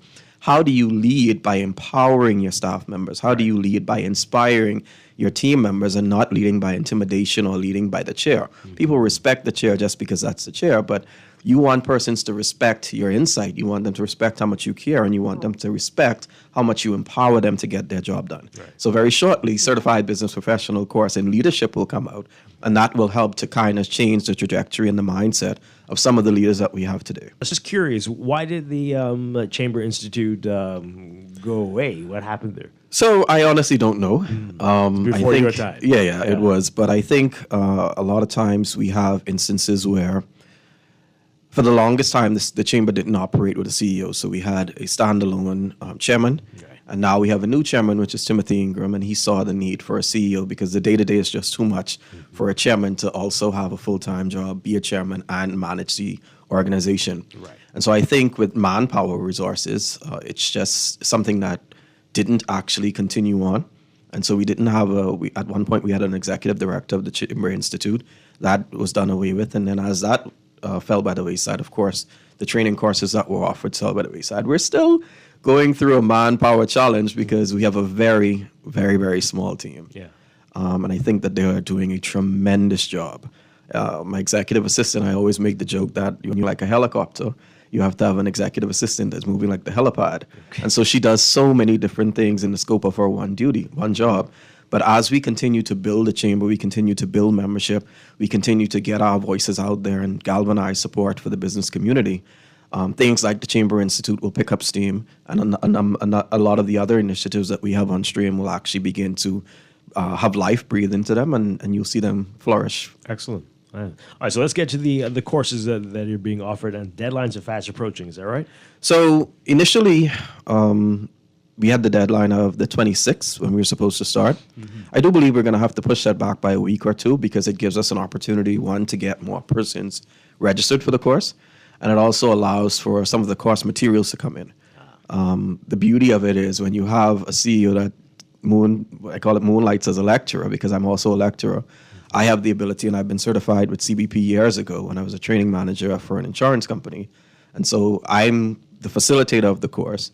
And so and look at it from the angle of both the employer. So I know what the employer is looking for. Mm-hmm. I know what those skill set gaps are. And then looking at it from the lecturer. And so I know how to deliver pedagogy. I've been a teacher by profession for almost 20 years now. Wow. And so having that amount of information, knowledge, and delivering the way you deliver your pedagogy in terms of meeting those 3 learning styles, whether it be auditory, kinesthetic, or visual, helps because now I ensure that the persons who go through, and they're not students, they're not children, mm-hmm. but even adults learn in those different ways. And so how then do I make the course user-friendly, and how do I deliver that so that they get the most benefit from it, but they also see the practical? Even as a teacher, one of the biggest things for me was the affective domain. So you always hear students say, why am I doing trigonometry? I'll never use this a day in my life. Right. And so every lesson I teach has to be tailored to the everyday life. How will I use this in everyday life? And these 2 courses are so pertinent to persons' roles because you see sales, which is in some instances, the lifeblood of the organization, coupled with customer service, which can make or break. Because you may make the sale if the follow-through to make sure that you massage that relationship and you do the cross-selling and the upselling and all of the different avenues, then you will lose that customer. Right. And so we're starting with CBP sales and CBP customer service. Mm-hmm. All right. So what do people need to know if they're interested in these courses, and who? I know you're talking about the leaders as well, but who exactly should be in these? So we have quite a number of members.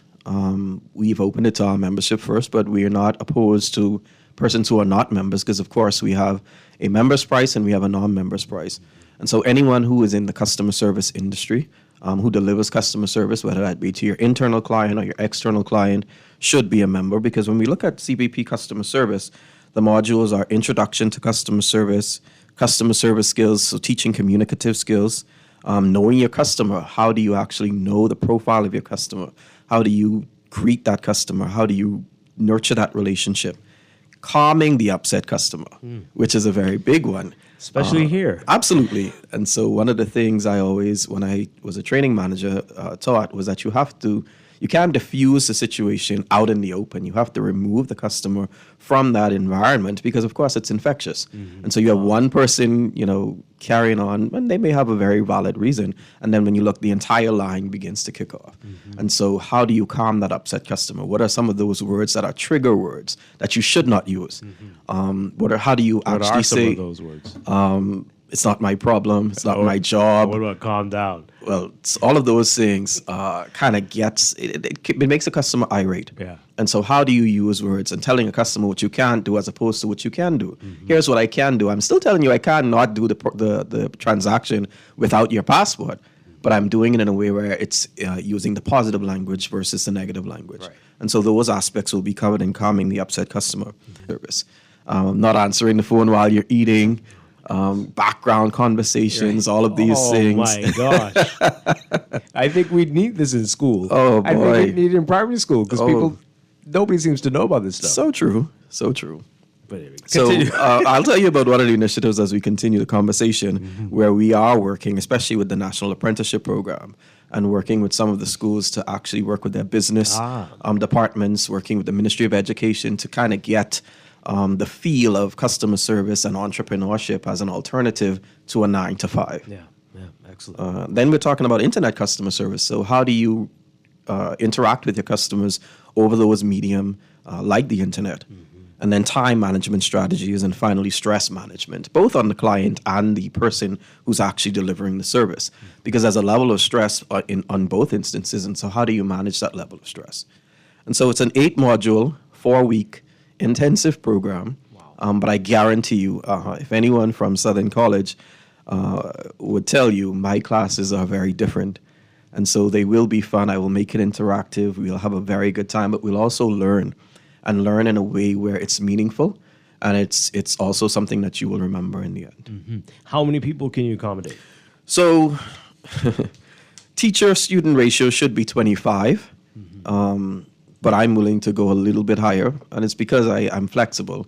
And so I've dealt with classes as large as 40 and as small as 15. But anything over 30 kind of tilts the balance, because then you don't have the opportunity for that level of dialogue with each student, but you also don't have the opportunity for those group network activities. And then marking all of that becomes difficult, because now that's 40 people that you have to mark and provide individualized instruction, but also individualized responses to the work that they would have done. So 25, 30 is a pretty good number for that course, for any of the courses. Yeah. And so, go ahead, sorry. And this is starting... So again, it was supposed to start August 26th, which is Monday. Like I said, I'm going to probably push it back a week or two to give persons an opportunity to register, but also to give the course materials an opportunity to get in country. And so it's for 4 weeks, and it's on Mondays and Wednesdays from 6 to 8. Okay. Now, I know that the Family Island always says all of these things are Nassau-centric.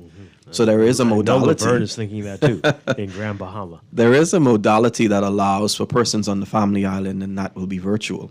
And so they will actually be in the classroom with us, but I will make sure that the pedagogy, the way it's delivered, in a way where it disenfranchises them because they're on the Family Island, or they're doing it virtually. What I'll also do is have what I will call the follow-up lecture hour, where I will specifically have an online presence specifically for those persons to kind of go through some of the aspects that were covered in the class, just in case there were audio issues or they didn't quite understand, to kind of make sure that at the end of the day, everyone has the same level playing field, whether it be the ones who are actually present in class physically or the ones who are on virtual. Right.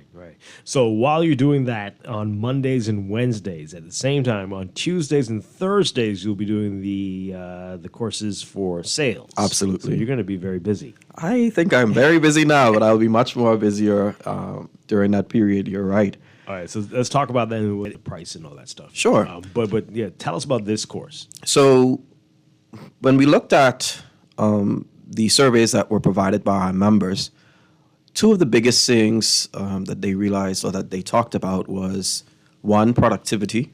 And so that's why we looked at customer service. And sales also has an aspect of that. But they also looked at instances where a lot of time staff members want more, by way of increased benefits, increased wages, etc. And so how then do you help me to help you? And one way is making sure that you are productive, but also that the products and services that we're offering are being purchased and patronized by our clientele. And so that's why we decided to do the CBP in sales and the CBP in customer service, because a lot of times, I recently promoted one of my team members, Shanisha Ann Burrows. She was the receptionist, and so now she is the member relationship officer. And so what I said to her, while a big part of your role is massaging and working through the relationship between members and the chamber, and how then do members benefit? Right. And she laughed and she said, it's not a sales role. And so I walked her through the instances where it is a sales role, and how you handle objections, how you get referrals, how you kind of galvanize support, or how you actually get the sale. You recognize the sales language, you recognize the buying signals, you recognize when it's time to pivot. And so that's one of the things, because as you can tell, I was a training manager in the insurance industry. And so sales is something, and I was even actually an agent at one point. And so sales is something that I do very naturally. And what I think the customer service CBP or sales designation will do is it allows, so when you look at the 8 modules, introduction to selling, the very basic points of selling, and then prospecting success strategies. People think that you walk up to someone and say, hi, I want to sell you some insurance, or I want to sell you this product or service. That's not really how you do it.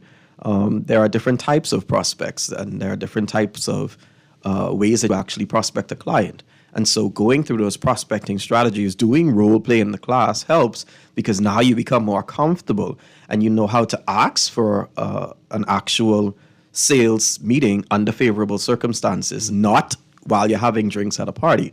You may walk up to a gentleman and say, well, Dwight, this is a very nice tie. Nice to meet you. My name is Dr. Leo Rule. I'm the president and CEO, the CEO of the Chamber of Commerce. I'd like to have an opportunity to discuss what I do. And this may be something that may be beneficial to you. Or even when you're calling someone, and how then do you introduce that? Okay, I got your number from X person. They love the services that I offered. I asked them what other professional could actually benefit from the products, or for benefit from my service. And your name came up. Congratulations. And so now you're stroking their ego. And now this person wants to understand, well, what did you do for so-and-so? And how do I get this service? And so looking at those prospecting strategies.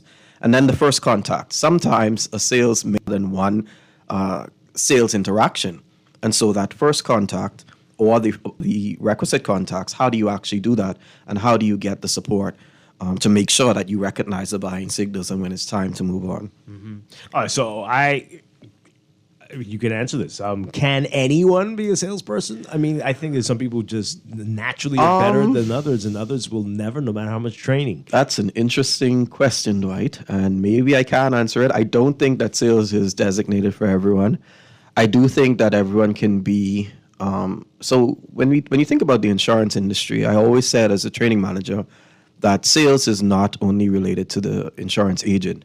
They're the ones who will write, but as an insurance industry, everyone is a salesperson, no matter where you are. And that may mean that you, as the custodian, may see someone on the street and you may introduce yourself and you say, I have someone that I may want to speak to you. And so you get that referral and you pass it on, but you are a part of that sales process. And so while everyone may not be the end result where they're the one who's actually making the sale, I think everyone can support and lend themselves to the sale. But you'd be surprised. I think with the great trainer, and getting out of your shell, because I'm a naturally shy person. No one would believe it, right? But there was a period where I would sit in the back, I wouldn't speak. But I think working over the years in industries that will force you and that will kind of push you to become more vocal and also to sharpen skills tends to take a person out of their shell. Yeah, very much so. Yeah. Wow. So the other 4 modules is qualifications of the success strategies, presentation success strategies, successful objection resolution, as I mentioned earlier, closing the sale, because people think that at the end of it, you get the money, you get the application, you walk away. That's not really how you close the sale. And there are ways and strategies that you use to make sure that that person feels just as confident and as confident when they purchased or when out closing the sale. Right. And then, of course, the wrap up and follow up. So how do you speak out? How do you reach that person on an annual basis to do an annual review, or to just call them and say, happy birthday, I remember that you had a birthday? How do you nurture, massage, and grow that relationship?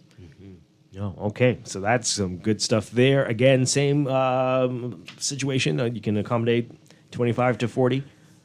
25 to 30. 40 is a bit stretching. Is a bit of a stretch, because as I said before, what happens is the instructional time tends to start to dissipate as you grow the numbers. And these courses aren't in isolation. They will come around again as I speak leadership and I think business etiquette. And then we'll come back with the customer service and sales. Right. All right. So how much is this? So there's a member price. The member price is $1,000, and there's no registration fee for the member price. And then there's a non-member price of $1,250 with a $50 registration fee. Now, we're not asking for persons to pay that upfront. There is a payment plan where you can pay the registration fee and a third of the fee. So $250, a quarter of the fee, sorry, $250 or $300, and then we will actually enroll you in the course. And by the end of it, before you sit the actual designation exam, you'll have to pay the difference. Right. And then you mentioned the exam. So what do you get at the end of this? You'll have a certificate. You'll have something recognized. Absolutely. So this is actually recognized by the International Business and Training Association, which is a body stationed out of Delaware, but they have satellite offices. We are closely linked to the satellite office in Florida. And that organization provides a certified business professional designation, which is recognized. They have a website that has a list of international accreditation organizations that recognize the certification. And at the end of it, you have the certification certificate and credentials that will be sent directly from IBTA. We will also provide you a certificate of completion and a letter of commendation and as a closing ceremony. So the materials, the exam, the delivery of the instructional pedagogy, the certificate, credentials from IBTA, certificate from the Chamber of Commerce, and the closing ceremony are all included in that price. Wow. Okay. And again, it's 4 weeks. 4 weeks. For both of these. And starting in a week or two. A week or two. Yeah. Yeah. Okay, so how can people get more information and register for this? So sure. We've actually just relaunched our chamber website, so www.thechamberinstitute.com. Or you can go onto any of our social media pages. We've actually boosted them, and so you'll see them coming across reels, etc., that allow you to register. And once you register, then the team will reach out. Or you can actually call the office at 322-2145 or email us at institute@thebahamaschamber.com. So we've made it very easy and accessible. The office at present is undergoing renovations. So as soon as I leave here, I'll go and put on my boots and hard cap and get back to work. You're doing that too? I am, Dwight. Okay. And so I'll get back to work. So there's no one presently at the office except me and the workers because the team are working from home. But once you send an email, you call, it rings to their cell phone, or you can call me, call the office, send an email. We will make it very easy for you to have an opportunity to register and be ready for when the course starts. Oh, excellent. Good information there, and I'm sure you're going to be telling us more about the exciting things happening in the Chamber more often here on the show. But good talking with you again, Dr. Leah Roll with the Bahamas Chamber of Commerce and Employers Confederation. Absolutely. I thought you would want to hear about some of the exciting initiatives that we have going on. Yeah, you want to do that today? Just one or two of them. So in October 4th specifically, as you mentioned about being Nassau-centric, we have a number of family island chambers, and what we want to do is make sure that the support is felt not only in New Providence, and so we have a national conclave where we're bringing all of those chambers together for an opportunity to come together, to strategize, to hear from some of the leaders, and to hear from some of the banks, etc. That's going to be on October 4th at Margaritaville. And then on September 10th, which is closer to home, we have the Royal Caribbean. So Royal Caribbean is an excellent partner of the Chamber. And so what we are doing with Royal Caribbean is we are having a luncheon on board the ship at a cost of $110 or $82.50. So $82.50 is members, $110 is non-members, and it allows you to listen to some of our partners like the SPDC and TDC, as well as the Deputy Prime Minister, which is the Minister of Tourism. He's actually delivering the keynote address. Philip Simon will tell us a little bit about the beach club and the updates there. Oh, wow. And then we'll have a panel discussion afterwards. And then we have an actual lunch, 4-course meal on board the vessel on Tuesday, September 10th. Welcome to... Okay, September 10th. Yes. All right. Excellent. And the last thing is in October, one of the biggest things that we pride ourselves on is being the bridge between foreign direct investment or those opportunities where persons from abroad can do business with the Bahamas and the Bahamas can do business with persons abroad. Right. And one of the biggest opportunities for that is the business forum at the Commonwealth Heads of Government meetings. And we are taking a delegation to Apia, Samoa in October. There are about 15 of us, business owners as well as partners, that will attend the business forum. And there are other trade missions on stream. There's one to Kuwait, to China, There's an inbound from Canada, so we have a number of initiatives lined up. I will be back shortly to tell you more about it and more about what we're doing with at the Chamber. All right, excellent stuff. Looking forward to it. Again, Dr. Leah Roll. One more time, let people know the numbers to call and to get more information about the programs. So 322-2145 or institute@thebahamaschamber.com. On all of our social media handles, the Bahamas Chamber of Commerce, you'll find the link where you can register for either of the courses. And then, of course, as I mentioned, you can do the payment plan or you can pay it in full, and then you can be ready for when the course begins. Excellent. Thank you again. Thank you so much for the opportunity, Dwight. All right. We'll talk again soon. Definitely. Let's break. We'll take a break and be back with more Morning Plan Business here on Guardian Radio 96.9. Some breaking news as well, folks. We'll get to that in just a bit. Stay with us.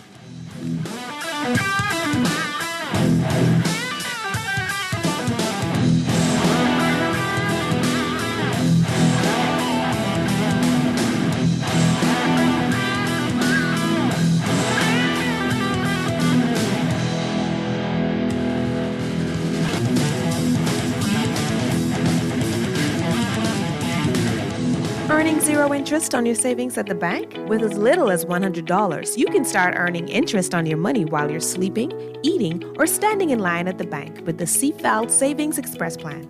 Ready to invest? Start by putting $1,000 into our mutual funds and earn interest there too. Because at CFAL, your interest is our interest. Visit CFAL.com to start now. CFAL, growing wealth for future generations of Bahamians. Now let me see now. 326 EPIC. Hello?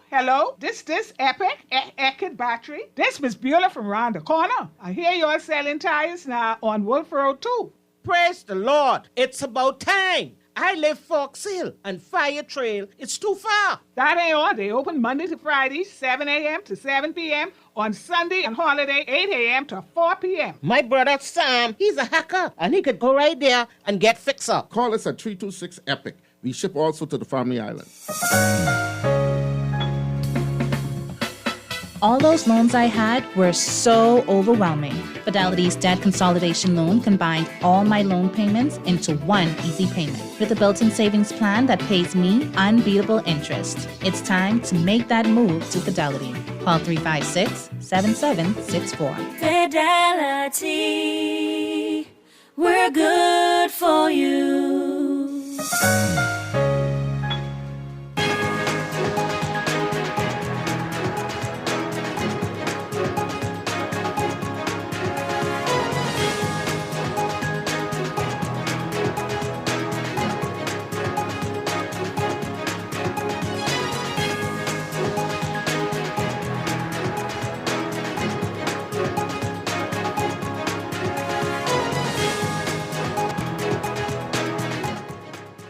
It's time for your morning business report brought to you by CFAL. IRCA, the Utilities Regulation and Competition Authority, in its public consultation document for a revised code of practice for content regulation, is proposing the removal of watershed restrictions on gaming ads to allow gaming operators to advertise some of their services during a time outside of the time traditionally deemed only suitable for mature audiences, as long as their ads promote socially responsible gaming. While IRCA's regulations currently say that gaming houses are only allowed to advertise within the watershed period, which is late night, the new proposed language and the regulations would allow them to advertise at any time. The current regulations say that advertisements or sponsorships pertaining to lawful gambling, gaming, betting, bookmaking, lotteries, or any similar lawful activity or service shall not be broadcast outside the watershed period, but the proposed change says that where licenses take on advertisements or sponsorships of lawful gambling, gaming, betting, bookmarking, lotteries, or any similar lawful activity or service, they must take all responsible steps to promote socially responsible gambling. The Ministry of Agriculture launching a Food and Drug Administration, the FDA, food certification course in a bid to increase export of Bahamian food products to the United States. Minister Jomo Campbell saying in his opening remarks at the Preventative Controls for Human Food 3-day workshop at British Colonial Hotel that the preventative controls for qualified individual certification was invitation only for serious agro processors, pointing to logistical challenges that come as a result of transporting food, which can lead to lives. Campbell said that many small-scale and local producers may lack access to necessary resources such as funds, but he says additionally the Bahamas largely relies on imported food products. You can read more about this in today's Guardian business section. Organization for Responsible Governance and its executive director, Matt Aubrey, says that instituting a standalone appeals commission within the government procurement framework would enhance the overall experience for members of the public when bidding on work from the government. There's still complaints about the lack of transparency in the public procurement system.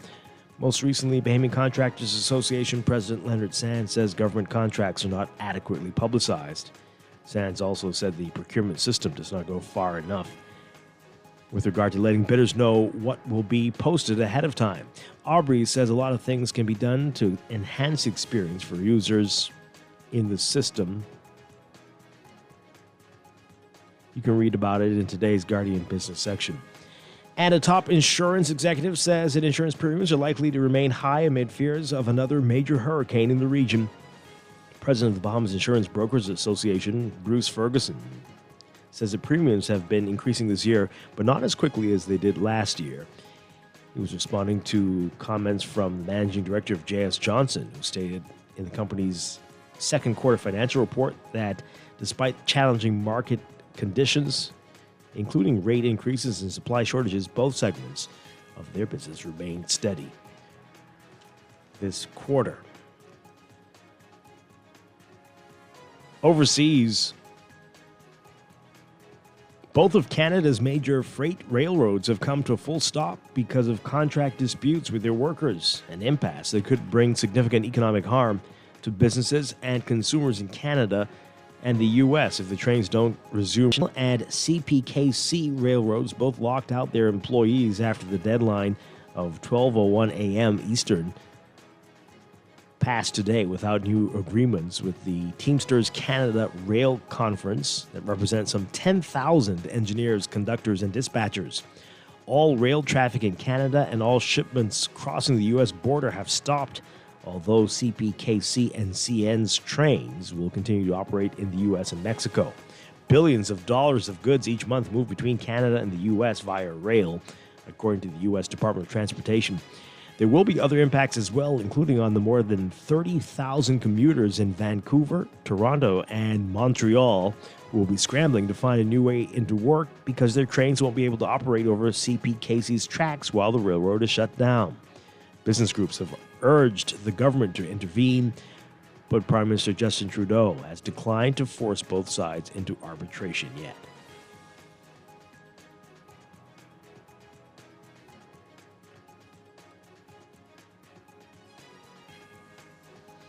And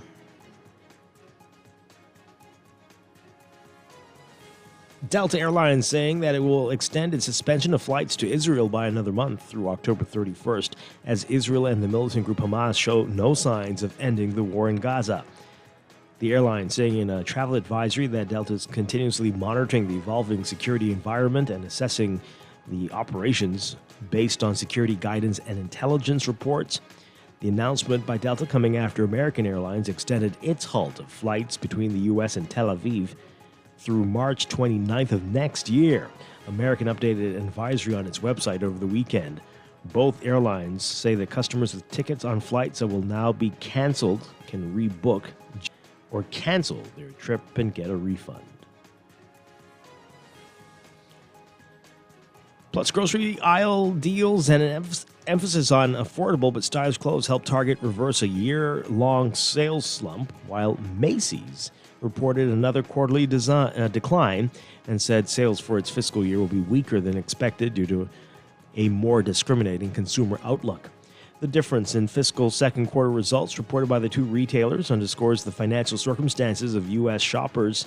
Consumers are still spending, but they're being selective about what and or where they make their purchases when the cost of housing, food, and other essentials remains inflated.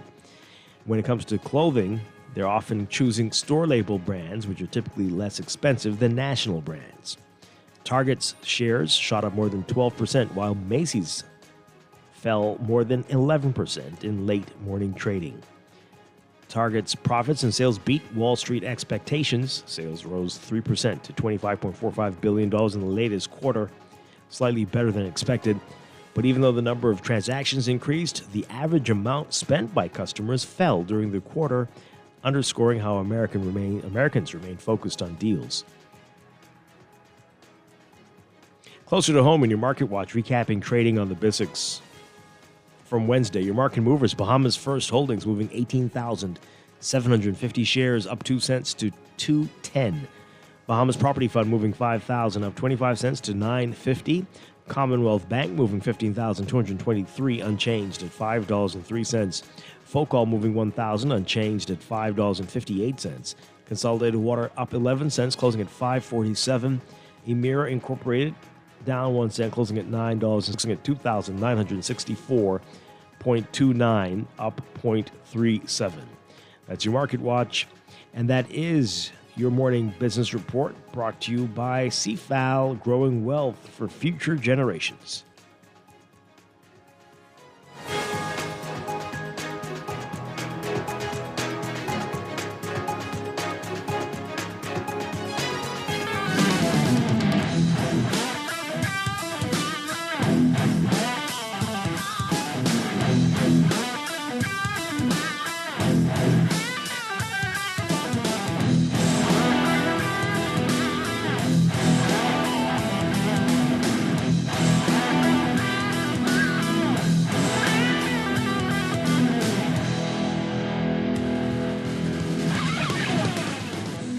Welcome back to Morning Blend Business on Guardian Radio 96.9. Dwight Strachan along with Laverne Gardner. All right, Laverne, we've got some news from the police force. They've issued a statement on the status of the police investigation into voice notes. So into the voice notes. The CID investigation. So this is from Commissioner of Police Clayton Fernander. It is announced for general public information that upon advice and in order not to compromise the investigation into the voice notes with regard to the former head of the Criminal Investigation Department, there will be no further public statements about the investigation until the investigation is complete, except to confirm from time to time that the investigation is still ongoing. The public is assured that the investigation is proceeding with integrity and dispatch. Are you serious? Is that real? Is that real? Is that a fake note? I don't understand what's happening here. Seriously? These people cannot be serious. People, all the time you see where people say things come out from a ministry or whatever, and then they have to come back and say, this is not true, this is not the case. Is that one of these instances? Who knows? But as far as we know, until they issue a statement to say, hey, we got hacked, I don't know. This is the official stance from the Royal Bahamas Police Force. And so there will be no further updates. Not even to say whether the British gentleman came to town. Right. So the only update we're going to get is the investigation continues. Or from time to time when they feel like it is completed. Well, that won't stop people from asking or making comments. So you could continue to talk your foolishness, Royal Bahamas Police Force, and everybody involved in this stupid statement. Wow. But you've hurt yourself greatly at least in my eyes, and I'm sure I'm not the only person into believing that this is going to be a fair and transparent. Well, I guess we were never really promised transparent, hey, but a fair process. So carry on smartly with your foolishness. Oh boy. I'll read it one more time for those who missed it. The status on the police investigation into voice notes. So not even to tell us if the guys got food poisoning, why they were late, or what happened. Not even. Are they here? Are they coming? Is it still happening? No, they're not going to say. It's announced for general public information that upon advice, whose advice? And seriously, into the voice notes with regard to former head of criminal investigations department, there will be no further public statements and the investigation about the investigation until the investigation is complete, except to confirm from time to time that the investigation is still ongoing. The public is assured that the investigation is proceeding with integrity and dispatch. Mm-hmm.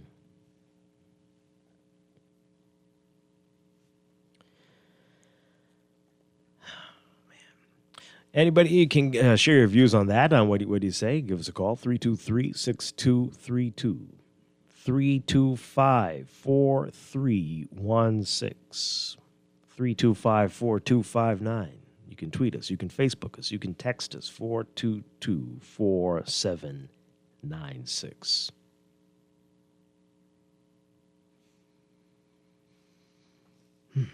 How you feeling about that?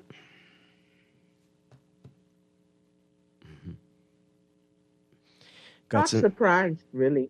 No? No. I'm not really surprised. Disappointed, but not surprised. Yeah. We wanted to talk about, we'll save that for another day, IRCA and the revamped broadcast rules. There's a lot to talk about there. But let's get into this. We're getting your messages. The phone lines are lit up. This person says here, this is another case that will just disappear. They don't have to answer us anymore. Well, no, I don't know. Keep talking. Keep asking. Yeah, Don't give up. Still keep talking about it. Doesn't matter what they say. Even if we're not getting a response, we should continue to talk about it. Absolutely. So that it stays up to the top. Right. Because at the end of the day, we need answers. And we need to keep this conversation going and remind them we are paying attention. And remind the cabinet that they were elected by us, including the Minister of National Security and the Attorney General. Well, not the Attorney General in this case, but anyway. No. But yeah, they represent the public, and this is not acceptable at all. So recall the statement as quickly as possible and issue something sensible. Because updates, I'm not an investigator, but I don't see how updates will compromise your investigation, because you get to determine what you're going to say and not say in any event. Ain't nobody told you to say that people were coming from other parts of the world to investigate. You said it. And you volunteered that information. So tell us what happened to it. You brought that up. People were recommending it, but you did it. And now you don't want to say anything about it anymore? Nope. Let's take this call. Good morning, caller. You're on the air. Caller, are you there? Good morning.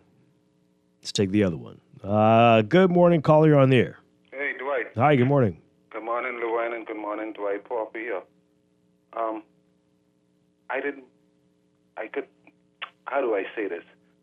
My opinion is that I didn't believe them when they say they sent for the people or they sent for it. I always believe if I had a radio station or news thing up, I know I could do it on my own maybe as a citizen, right? But I just didn't get a chance to do it, and I should have done it because it's important to me and a lot of people to call over there where these investigators supposed to be coming and find out what it is we request from them.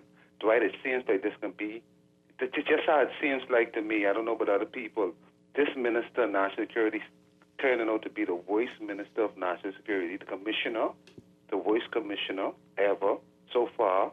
I believe they hear us saying that we need someone else to take over the police force, maybe foreign police, so they jump to that. But I didn't believe them because you have to take what they say with a grain of salt. To be honest with you, you say how we feel about it.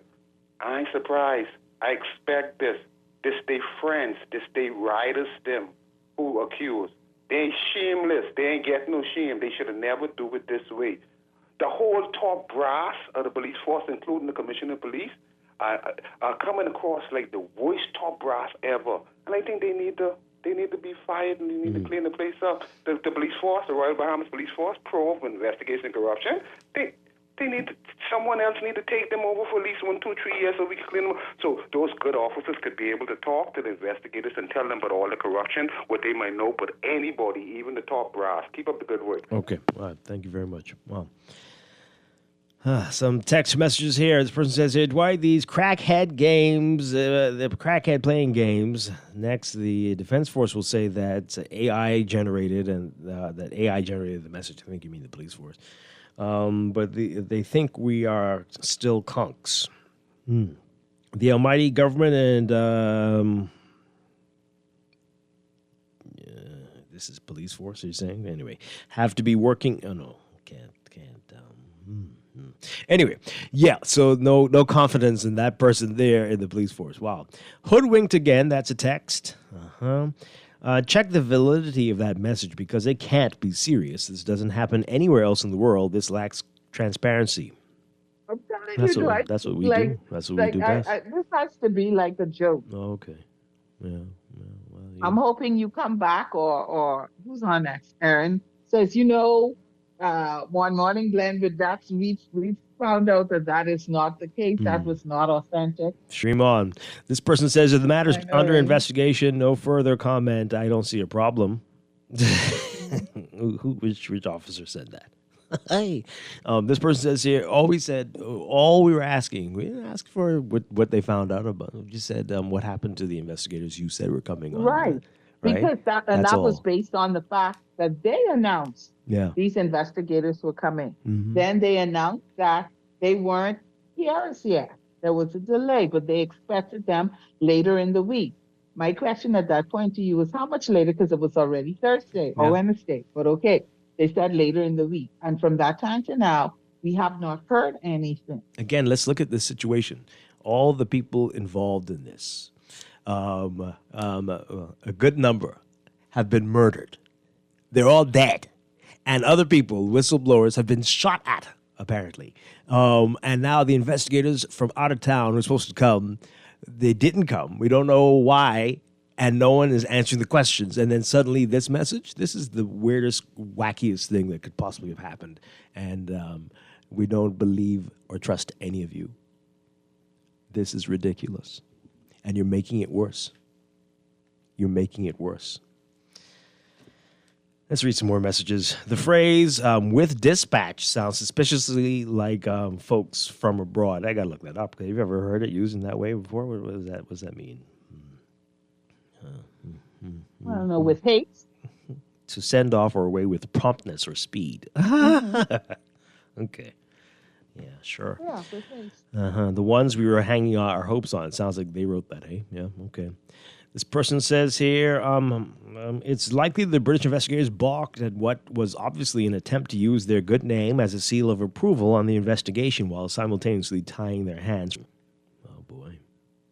Well, that's crazy. And when you don't give updates, this is what it leads to. A lot of speculation. And they deserve it. They deserve it. A lot of assumptions. Do it. We don't know. Like I said to you earlier, we don't know if the investigators were here and they've left.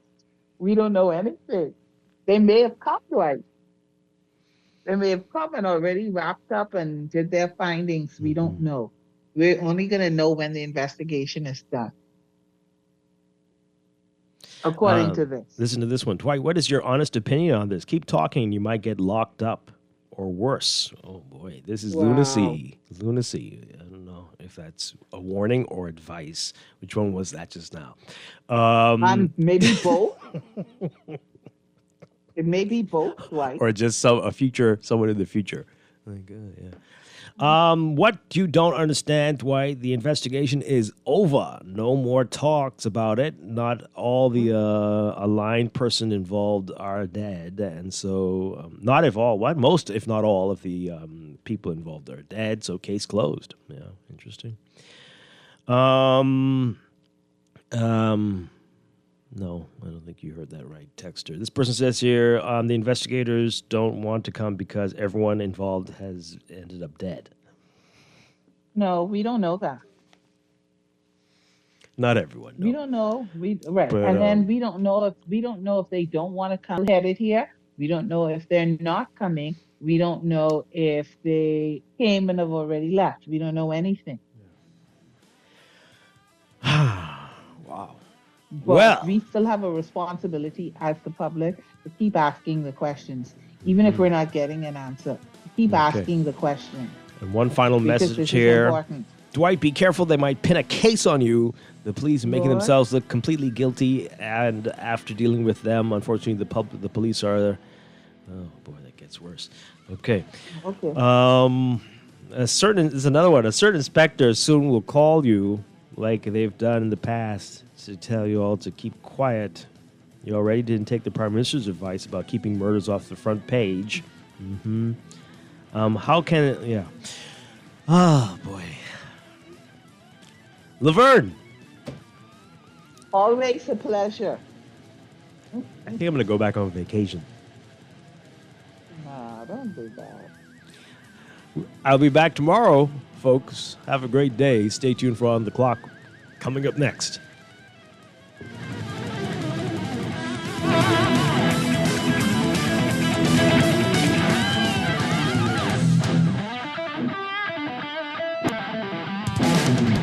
Ready to save?